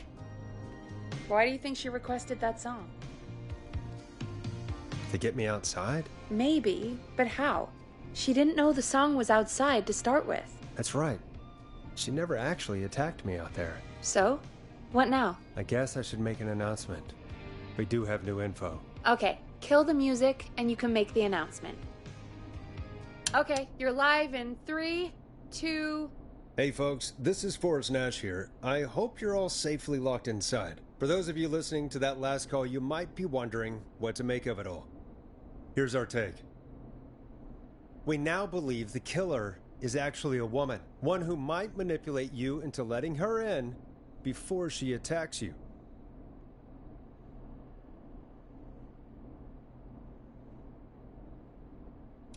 We're neighbors. Look out for each other and stay safe. The killer was calling themselves Dawn. This could be a fake name. If anyone needs help or you have info on the killer, please call in. You folks have my new number, right? It's 911. Hopefully, our next caller can help shed some light on our killer. Hey, we had a call come in. Okay, folks, time to take a call. You're through to Forrest Nash on 189.16, The Scream. Hey, man. Murphy? Damn straight. What's going on, Murphy? You in danger again? Nah, man. I've just been listening to the show here at home. And since you asked folks to call in if they could help out, well, I'm calling. I don't know if I can say as much as other folks have, but I figure I wouldn't be a good role model to Fernando if I didn't try to help, you know? You're a good father, Murphy. Absolutely. Fernando's a lucky kid. Oh, thanks. So, what do you want to know? Well, what can you tell us? I don't know, really. All right. Well, do you know anything about the death of George Barrow? Absolutely nothing. Okay. What about the killer herself? Herself? Man, I didn't get my ass kicked by a lady. The man I went toe-to-toe with was a man. You heard the last call, right, Murphy? Yep. So you know it's a woman, and you were trained by a VHS, Murphy. I know, but... Man, how could it have been a woman under that mask? Let's just move on. Do you know anything about the history of the Whistling Man? No, sir. Tonight's the first time I ever heard of him. What? I moved here 3 years ago, man. What do you want from me? Nothing. You and Fernando just stay safe. Right. Sorry I couldn't help y'all more, man. Now, if you'd have asked me about gators... Forrest, we have a call coming in. Sorry, Murphy. I think that's all we've got time for right now. All right. I'll catch y'all with the gator talk later. Night. Well, folks, that was a bust. But perhaps our next caller has more they can tell us. Let's find out. This is Forrest Nash, and you're listening... Please help me. My name is Casey Moore. I'm at 25 Nancy Drive. My best friend's been stabbed. He's bleeding everywhere. I don't know what to do. Please help me. Somebody's been stabbed? Can you tell me what happened? We've been out at the reservoir. We were heading back to his place when we heard this whistling all of a sudden. He just started freaking out. He screamed at me, told me to hide. I'd never seen him like that, and I just panicked and ran. ran and hid in a bush. Oh no. Forrest. Then what happened? He went up the road and talked to someone. I couldn't really hear or see anything. It sounded like he might have known the person, and they just stabbed him.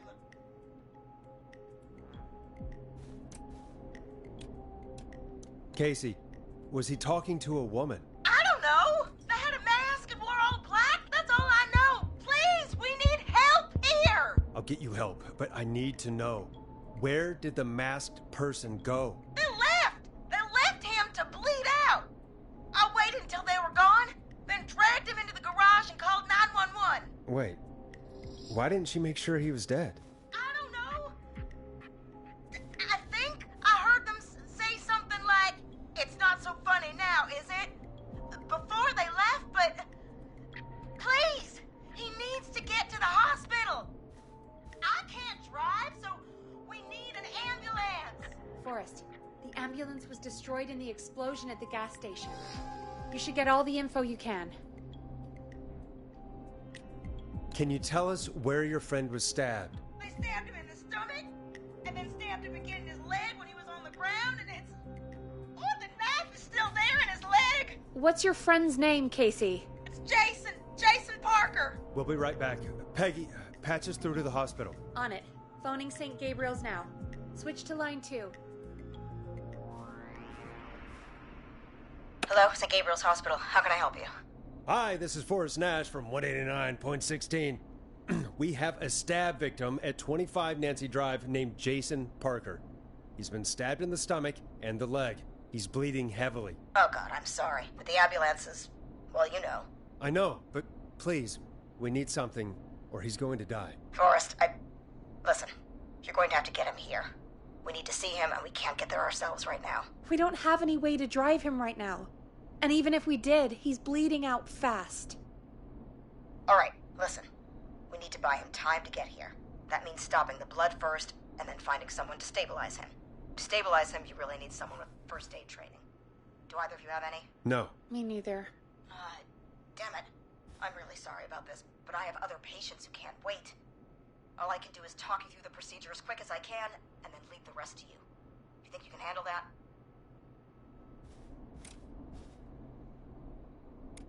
Hit me. I'm sure we can handle it. Okay, from the top.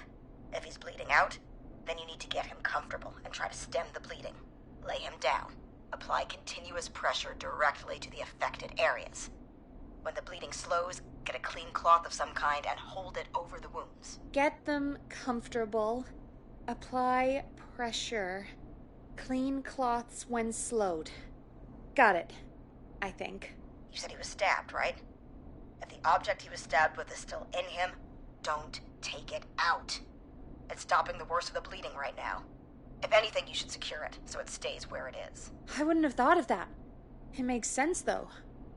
God, that was a lot of info. But I think we can handle this. Glad you've got it so far, because there's more to go. I'm still with you, Doc. What else do we need to know? If he's lost a lot of blood, he may enter shock. If he does, act fast. If you applied a cloth and it's bleeding through, don't remove it. Just apply another on top of it. If it's safe, elevate his legs to get blood circulating to his vital organs.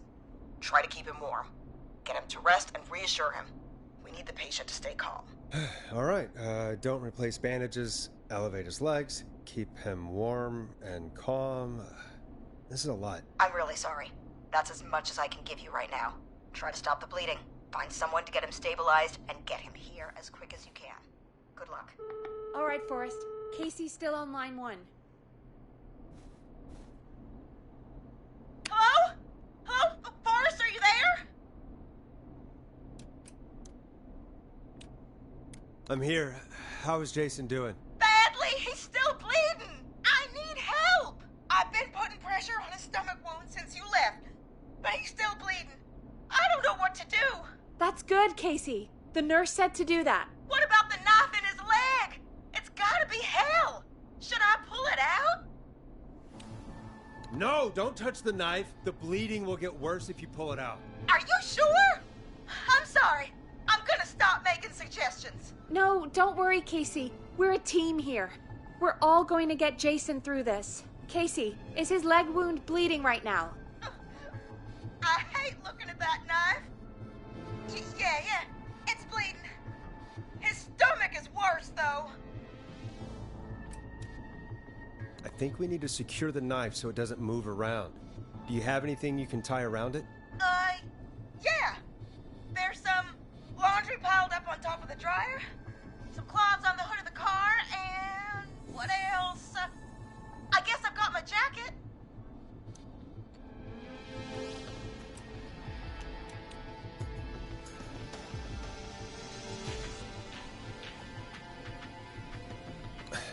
Look in the laundry for something like a towel or a shirt. Hold that over the wound. Okay. Looks like I'm gonna have to buy you some new whites, Jason. Here we go. I'm sorry, Jason. It's secure. I'm putting pressure on his stomach again. I'm starting to think we might make it. Forrest, can I have a word? Casey, I'm gonna have a quick word with Peggy. Keep putting that pressure on and let us know when the bleeding is under control. You're doing great. But what if something happens? We'll still be here. Just shout if you need anything, and we'll be there. I promise. Okay. I'll wait. Jason, please be okay.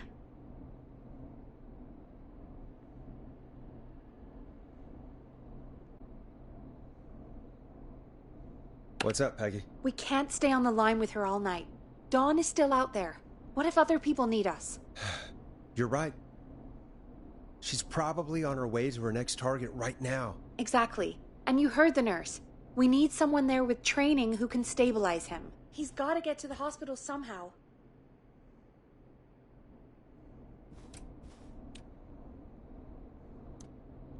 Could somebody nearby help them? Maybe drive them to the hospital? You know, that's exactly what I was wondering. Do you have anybody in mind? I might. A little before you started working here, KFAM did a mandatory first aid training course. Me and Karen missed it because we were away on a producer getaway. You skipped it, didn't you? Never mind. So, how does KFAM's first aid course help us? Casey said they're at 25 Nancy Drive, right? Yeah? Why? They put up a bunch of cheap houses around there about 10 years ago. So a bunch of people here at the station live around there. Do you think any of them could help Casey and Jason? Probably, but I don't know who lives there. And since I missed the training day, I don't know who knows first aid. Could you call them and ask? I don't know everybody's numbers. I've only ever called Karen. Everybody's personnel info is probably in Reggie's office. Got it. I'll look through their files in Reggie's office. It's a life or death situation. I'm sure they won't mind. Right. But there are a couple of problems with that.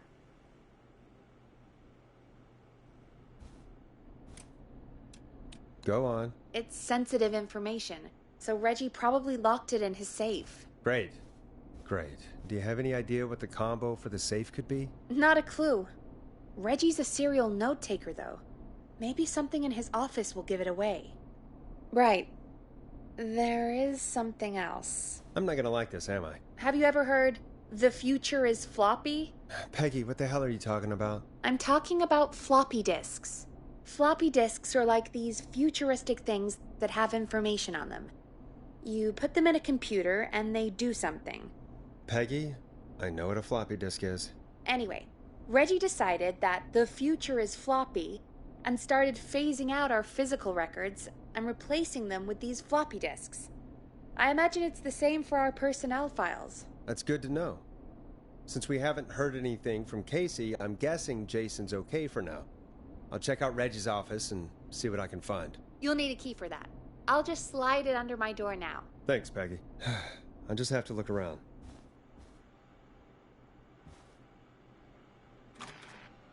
Good. I'll patch my mic down to the office so you'll hear me over the intercom.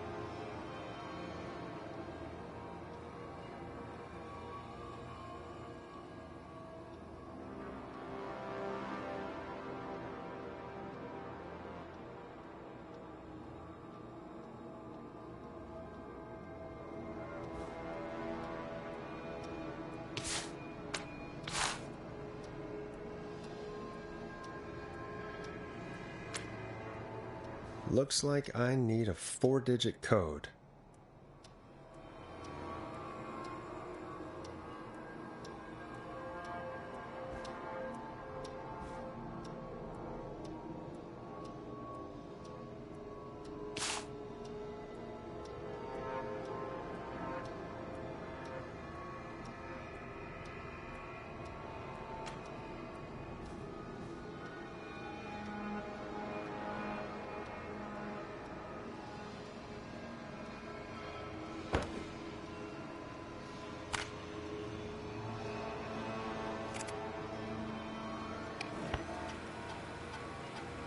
Could this be it?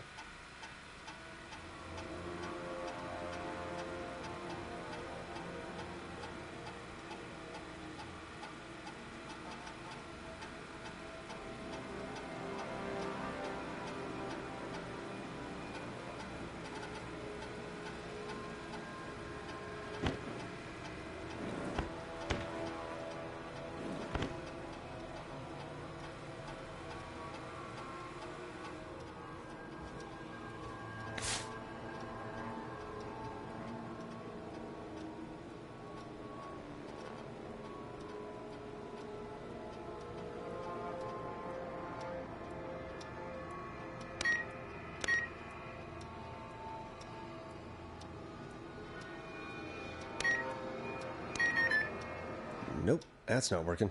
Must be something else.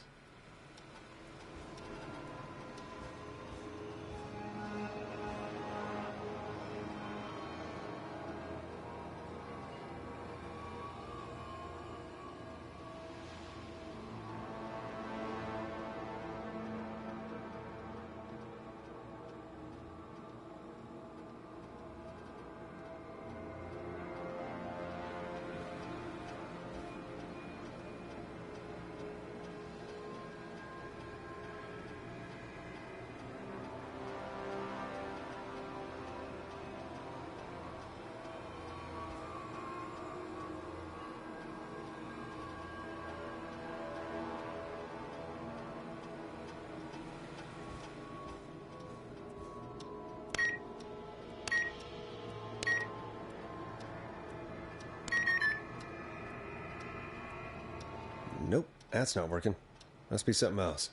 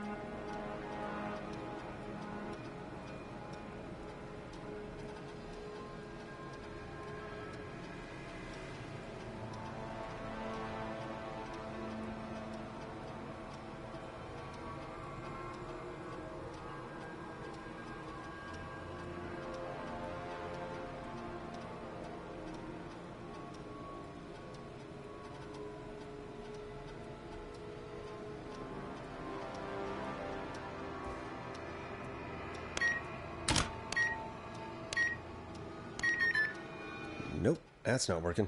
Must be something else.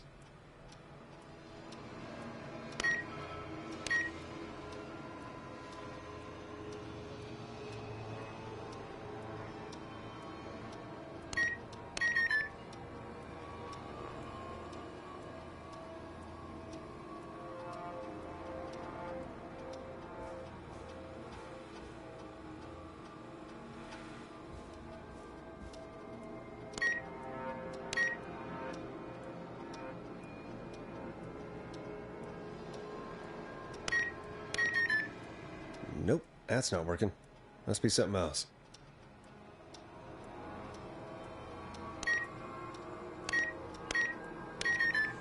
Nope, that's not working. Must be something else.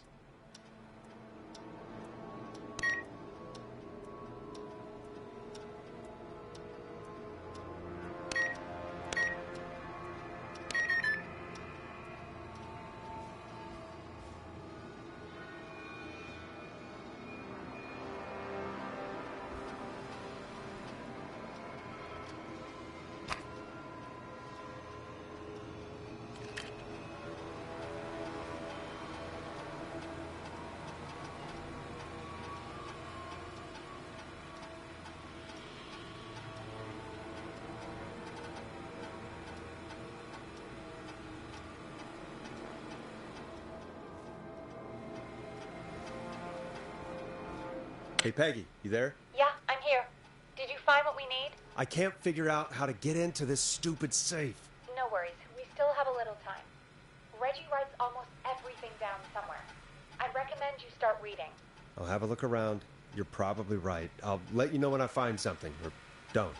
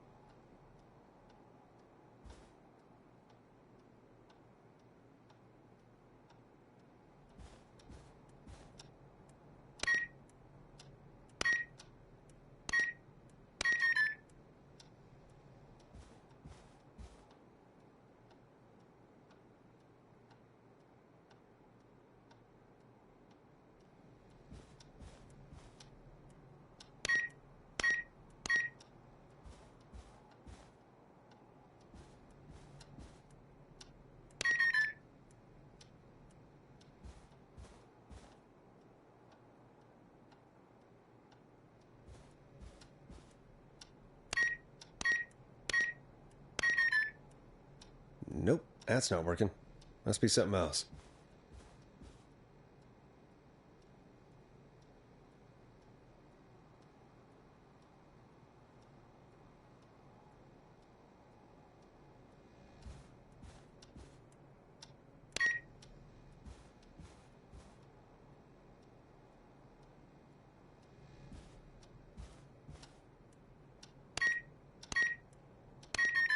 Nope, that's not working. Must be something else.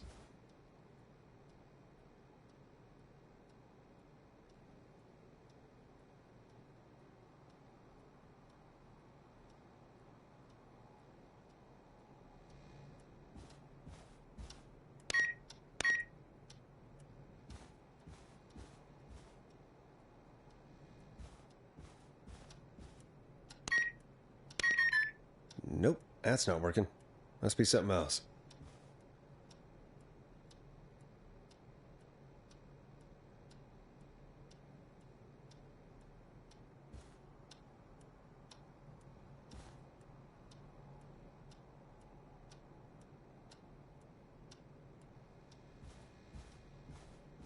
Peggy, I still have no idea how to open this safe. Okay. So let's change our thinking. What if we... Hello? Is anybody there? Please pick up. Casey, I'm here. What's wrong? Jason started going pale. I tried to get him to rest, but he just threw up everywhere. What's happening? What do I do? God, it sounds like he's going into shock. Casey, just stay calm. It's going to be okay. But the bleeding seemed to slow down. Did I mess up? Jason, I'm sorry. Casey, calm down. You've done everything right. I need you to listen to me, okay? For Jason. What did the nurse say to do about shock? Casey, I need you to elevate Jason's legs. We need to get the blood flowing to his vital organs. Got it. Jason, stay with me. I'm just gonna move you. This might hurt. Okay. I propped his legs up on some boxes. I'm looking at my notes. We need to get Jason as warm and comfortable as possible. Do you have anything you could use nearby, Casey? Yeah. I still have some laundry next to me. I'll wrap him in some blankets. Just give me a second. Sorry. Jason's bleeding through his bandages. Should I get him new ones? Or... Oh, God. Don't remove the bandage. Apply another one on top of it. Do you still have something you can use? I've used the rest of the laundry to keep him warm, so... I'll use my jacket. I can always get a new one. I'll fix his bandage and get him warm. Hold on, please.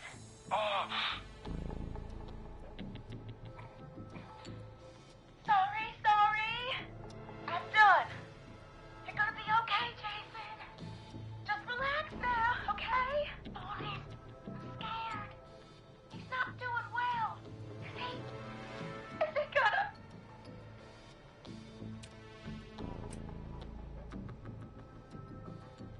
Jason is going to be fine. Just make sure he knows he's going to be okay, okay? Okay. Please, I can't give him what he needs. Please, help. I can't lose him. Come on, Karen, pick up. Who is this? Oh, what time is it? Karen, it's Peggy. Something terrible has happened, and I need your help. Peggy? Oh. Did Reggie find out about our drinking sessions? What? No, somebody's been stabbed. He's at 25 Nancy Drive.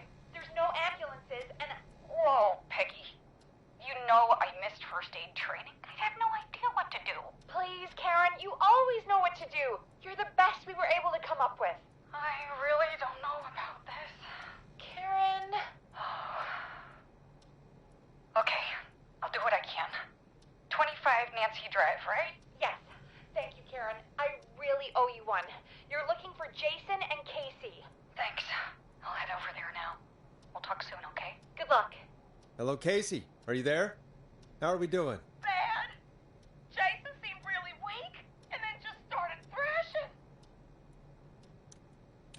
What about now? Is he still thrashing? He's passed out. Please tell me you found someone to help. Casey, help is on the way. My colleague will be there soon. You hear that, Jason? Someone is coming. You're gonna be just fine. Just hold on for me, okay? Just hold on. Come on. Hello? Jason, Casey? I'm Chris. Peggy sent me. Are you there? Can you let me know?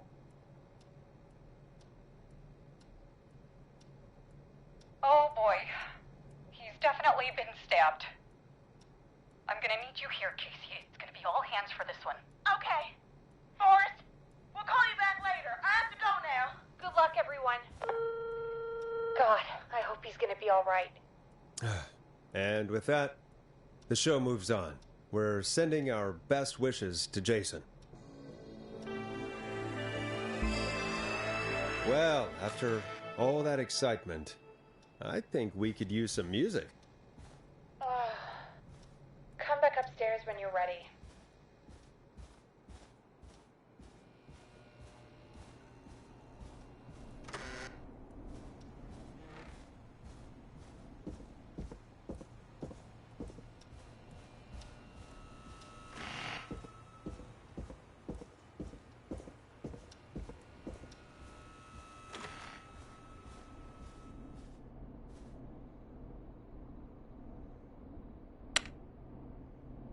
Like this next song. It's getting pretty late. This might be your last break for the night, so try to enjoy it. Give me a buzz when you want to go back on air. Let's roll. You got it. We've got another call coming through, too. When you're ready, shut the music off.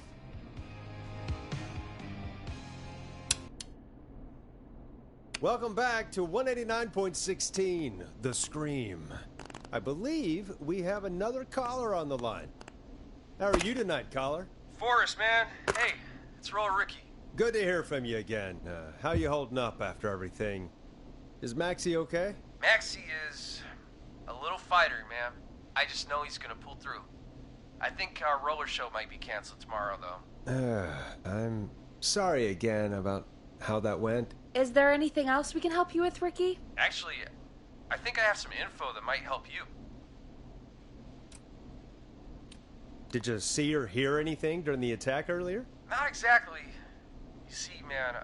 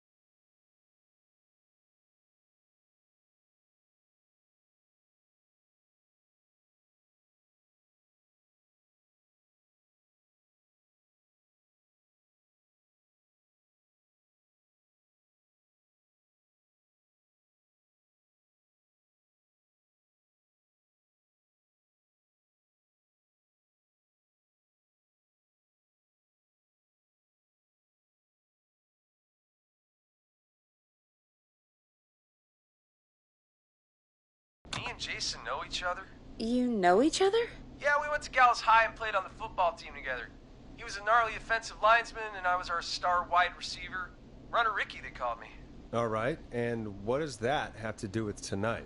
Well, because George, the guy who drowned, he was on our team too. What? You knew George? Yeah, but not long. We had our first team party on the night he drowned. He seemed like such a good dude. Ricky, were you there when George drowned? No, man. Once the party turned, I beat feet out of there. Man, I remember George and his girl there. There was a whole lot of love, man. I could see it, you know? Ricky, please. What was her name? I never got her name, man. He just called her Bean. I didn't really know her before or see her after that. Then what did she look like? Please, tell us anything you remember. I just remember a pretty girl, man. I'm sorry. Ricky, you said the party didn't last long. What happened? We were just having a good time, and then the next thing I knew, everyone was running for their life. I looked up and saw a goddamn whistling man in the trees. And I never ran so fast in my life. I ran straight home. Didn't know about George until next morning at school. I'm guessing it was whistling night, wasn't it? That the whistling man was just another kid. Yeah. I don't know how George died, but I always felt like if anyone deserved to die that night, it should have been me. And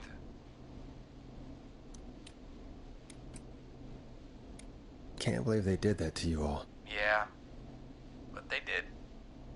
And it took a long time to get over that, but yeah, just thought I'd tell you all what I know. Thank you, Ricky. This helps. Thank you. You got it, man.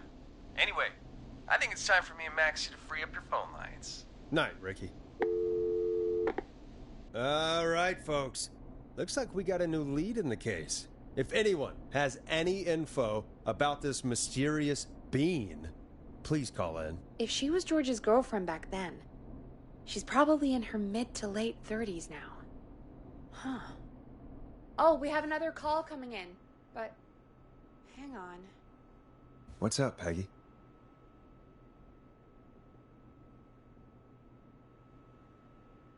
Peggy? You're gonna want to take this call off the air. Who is it? Just do it. All right, folks, it's time for another track. Here's one to help you sit back and relax. We'll be right back after this. I hope this is good news, Peggy. Who have we got? Find out for yourself on line 1. Hello? Forrest, I'm glad I got back through to you. Sounds like it's been a busy night, huh? Surprise! It's Leslie, our 911 operator, leading the charge from Henderson to come save us. It's so good to hear from you. Are you okay? I am. I'm driving back with an officer from Henderson now. We got back into radio range a little while ago. We've been listening in, but haven't been able to get through until now. It's been non-stop since you left. Please tell us you're bringing help. You bet! I'm leading a whole goddamn squad towards Gallows Creek as we speak. Turns out somebody had cut the phone lines. They had no idea what was happening.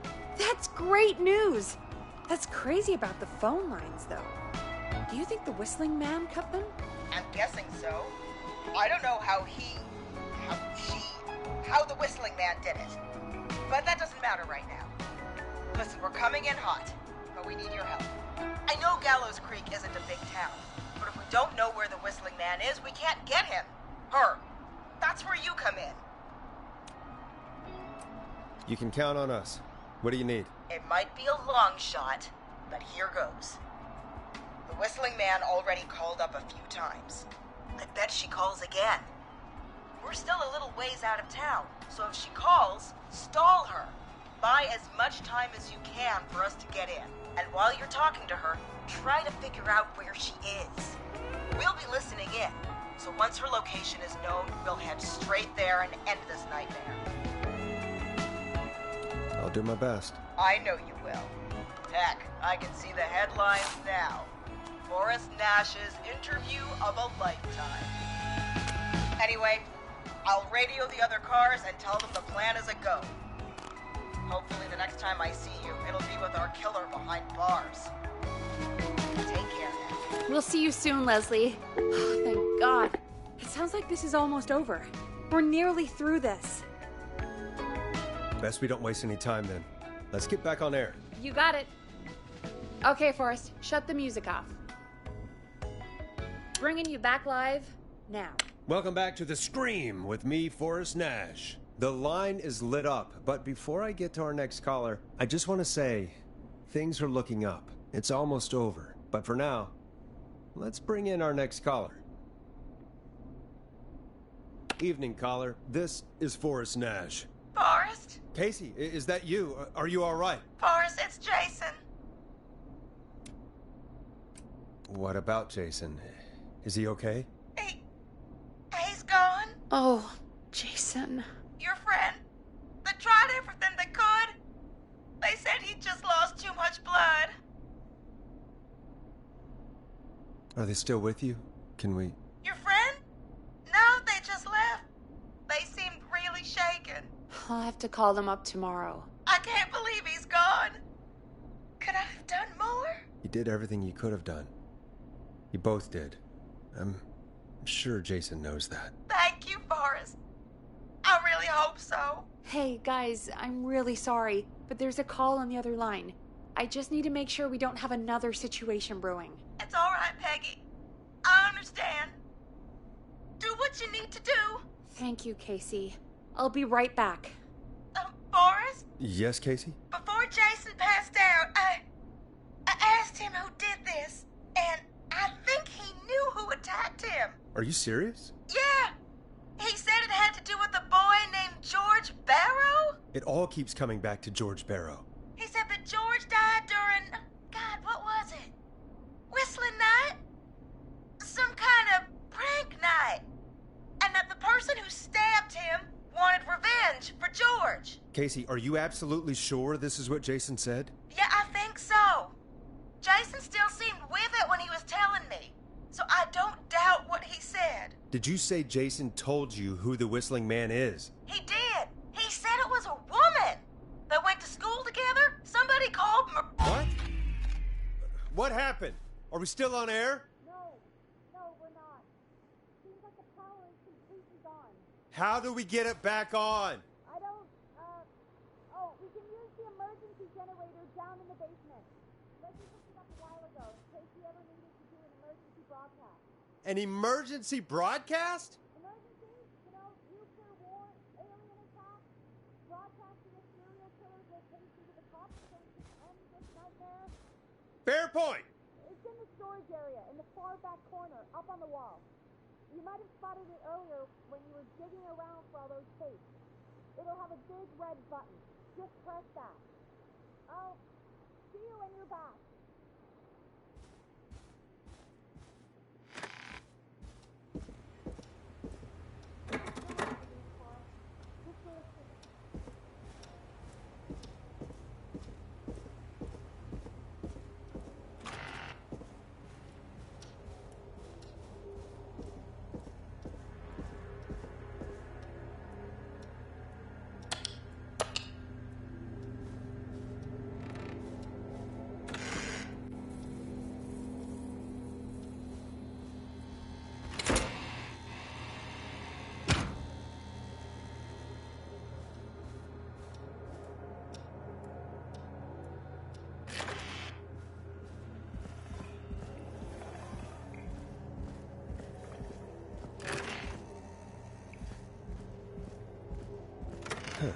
Far back corner. Why is this station so big?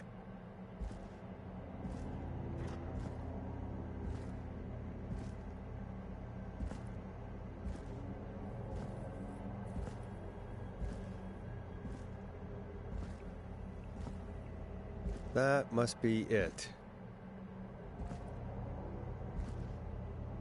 Boom! We've got power.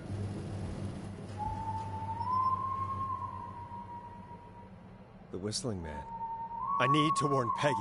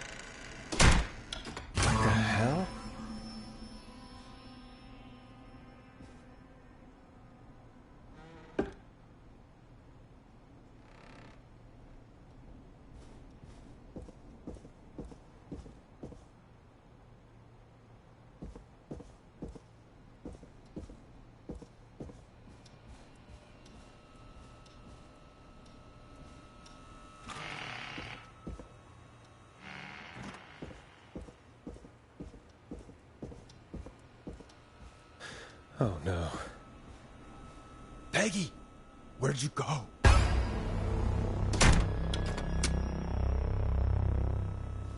No way. This can't be happening.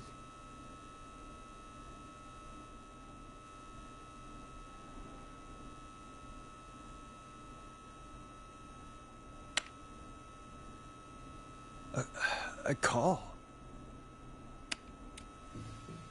Where's Peggy, Don? Have some patience, Forrest. It's almost the end of the night. Almost the end of the show. But it's not over just yet. Got a little time still. So let's make the most of it. What do you mean? Make the most of it how? Well... Huh? I thought we'd end tonight's Whistling Man special with a special guest. The one who started it all. Let me take that out of your mouth and... You crazy bitch! Let me go! Welcome to the air, Mr. Teddy Gallows Jr. Wait. It's all gonna come out tonight, Teddy. Your daddy and his money saved you 20 years ago. But even if he crawled out of his coffin with all the money in the world... Wait, where the hell is Teddy? How are you talking to him if you're here with me?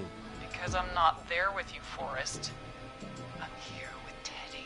And if he says where that is, well, he knows he'll get it. Wait, then... who am I looking at? Forrest Nash, let me introduce you and all of Gallows Creek to my boy, Henry Barrow. Your son? You mean you... Wait, that he... Yes, Forrest. He and I had a son.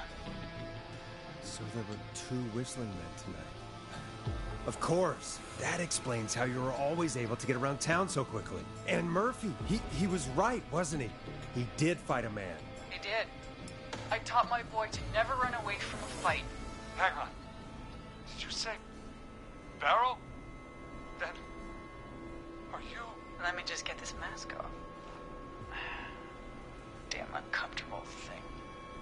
No wonder Mooney went crazy wearing this. There we go. Marie Campbell? George's old girl. Oh, well, it sure has been years since I left. Where are you going with all of this? Everyone's gonna know now. This night, 20 years ago. Listen to me. You... You're gonna talk when I talk to you. And not a moment before. Meanwhile, Forrest, I'm gonna give you the chance to go. Okay, Marie. I'll do it. Good. Then let's talk about the night George was murdered. Murdered? Listen,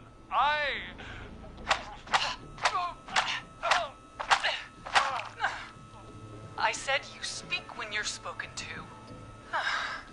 Now, I know you've done some good work tonight in piecing together what happened to George 20 years ago, and that's why I want you to interview us. Interview you? All right. I can do that. Thank you.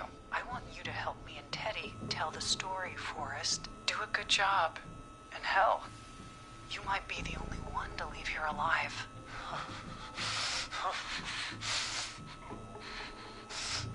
I need to drag this out.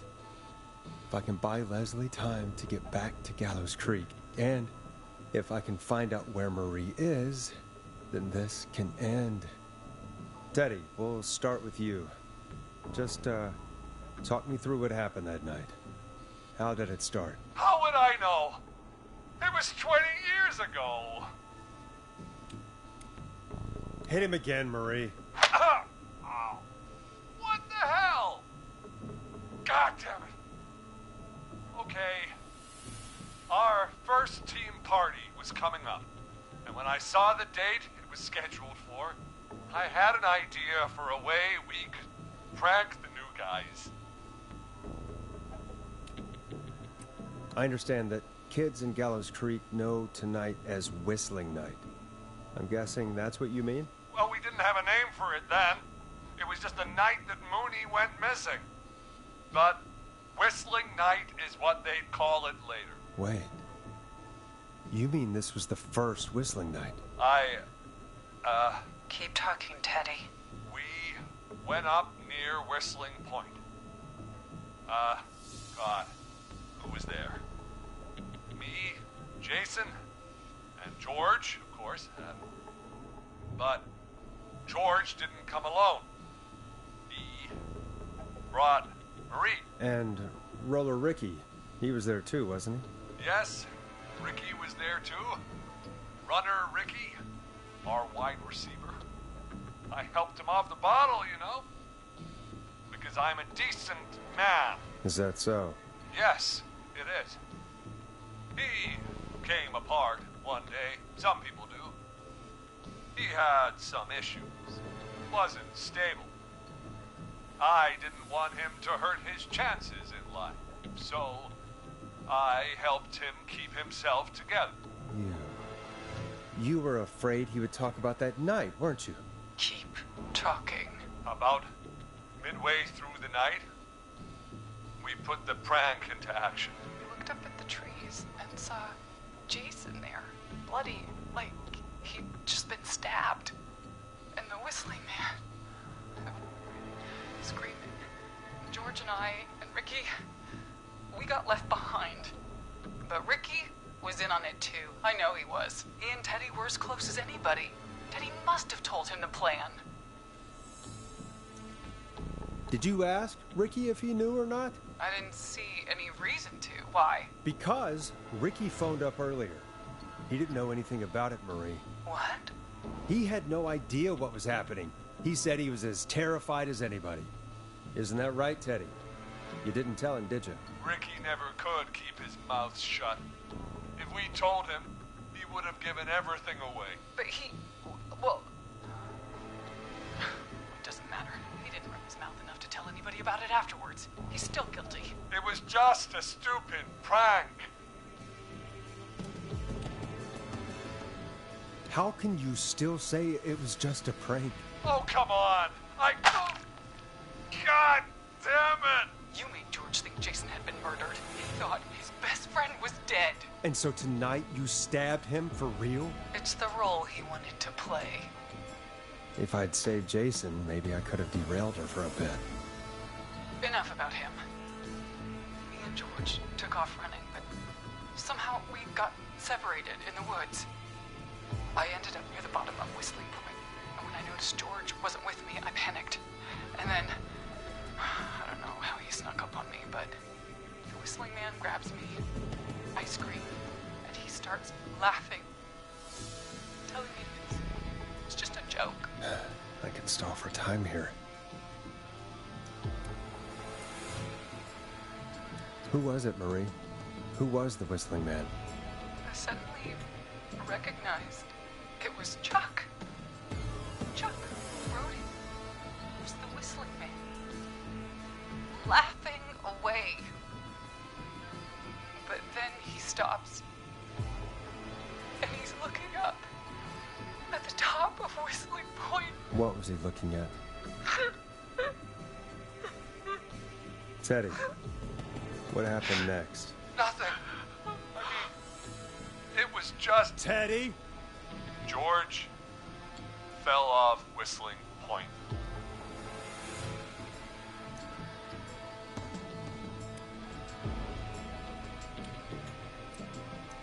How do you know what happened?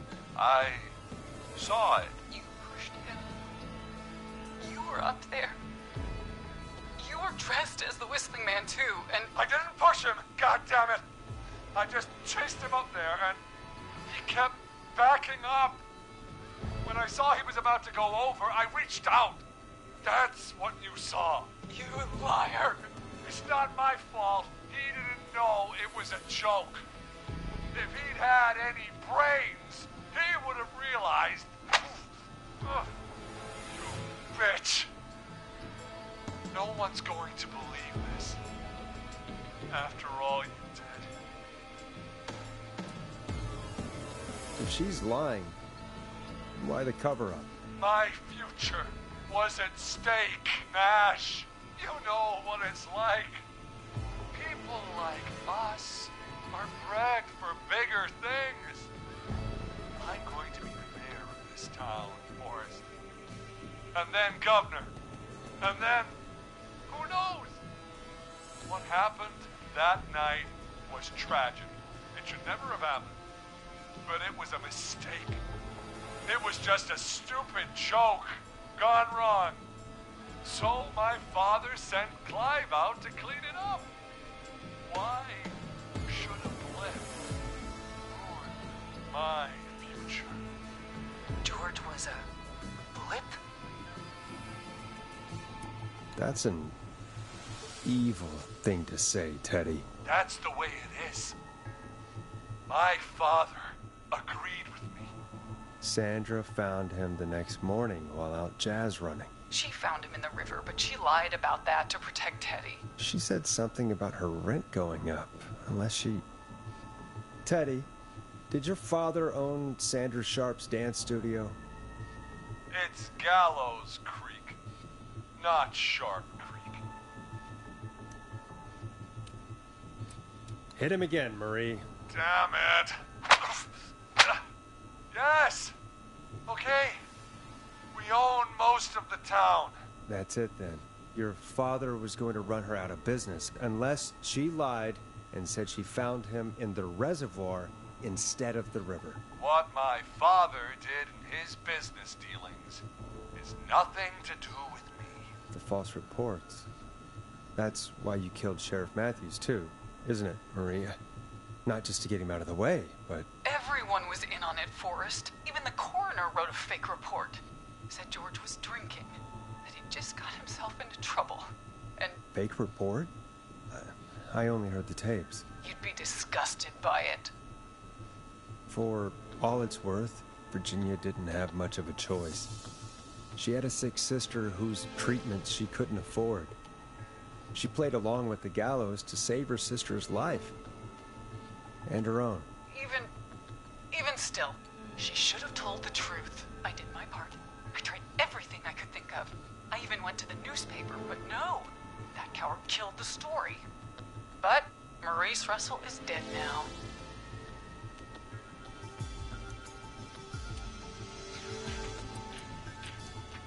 When will the killing end, Marie? End? When does it end? You can't kill the world. This has to stop sometime. It has to. Never should have started. He shouldn't have pushed my George on the cliff. He should have been punished. But he's coming to a stop. At least for now. Here, where George and I first met, before he joined your football team, was right after he shot the winning throw. Wait a sec.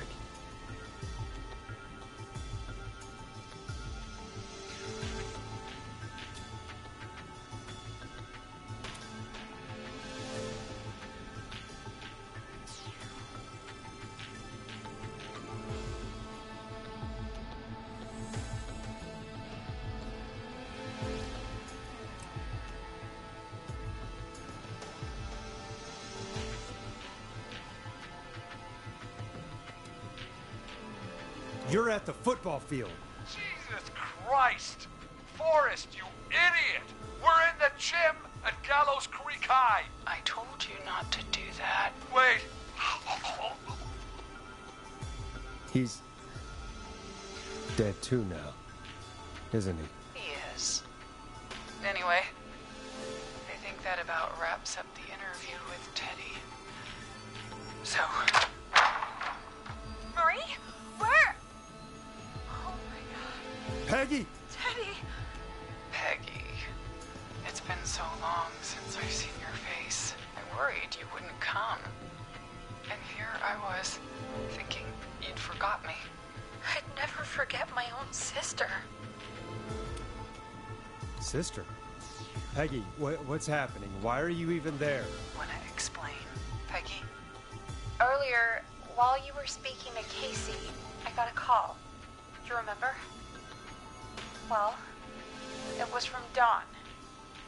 She said that my sister Marie was there that night George died, and that I should come to the gym for a reunion. And when you walked in, you found out That my sister is the Whistling Man. Good to see you too, Peggy. Why didn't you tell me any of this? She said that it was my last chance to see my sister. I knew if I told you, you'd try to stop me or come with me when we need you on the radio. And I just... I'm sorry. This has to be a lot for you. What happened to you, Marie? You just disappeared one day. Disappeared? I was thrown out, Peggy. I begged Mom and Dad to do something about what happened that night, but did they care? No. They told me to stay quiet. They only cared when they learned I'd been with George. And Marie, I'm so sorry. I never knew. it's not your fault. Really, it's Mom and Dad I should be seeing right now. But since they're dead and gone, well, I'll have to settle for the next best thing.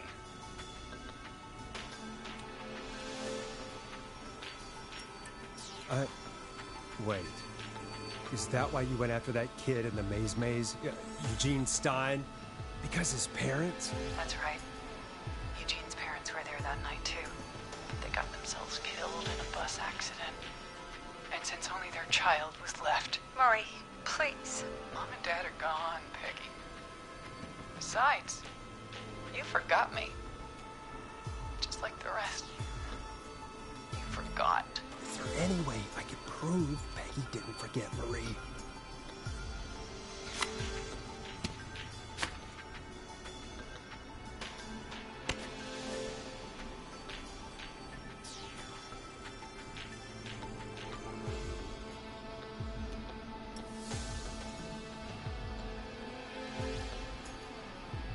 It hurt to be forgotten. I never forgot you. Well, no one's gonna forget now. Peggy! No!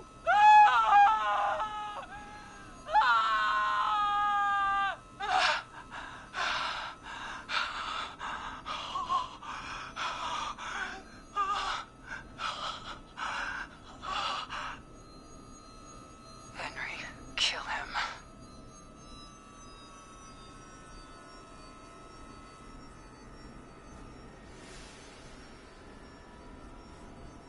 Henry, you don't have to do this. There's still time to make the right decision. Henderson police! Freeze! No! Henry! Get out of there! Henderson police! Freeze! Forrest. Leslie, how's Peggy? Oh my god. Peggy, where's Marie? Gone. Bolted right as we got here. The police are right on her heels. Won't be long now. It's over, Forrest.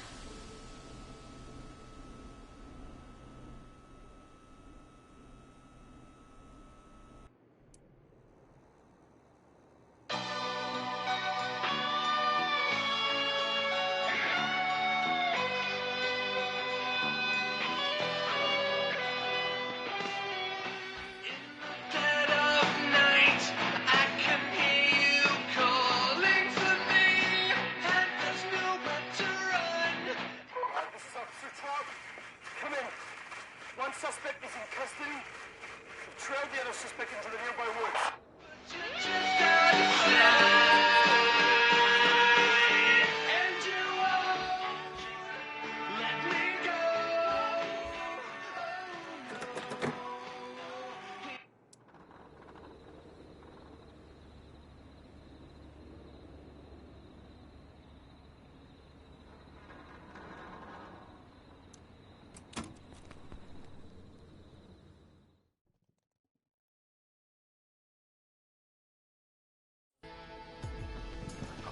I never forgot you. Well, no one's gonna forget now.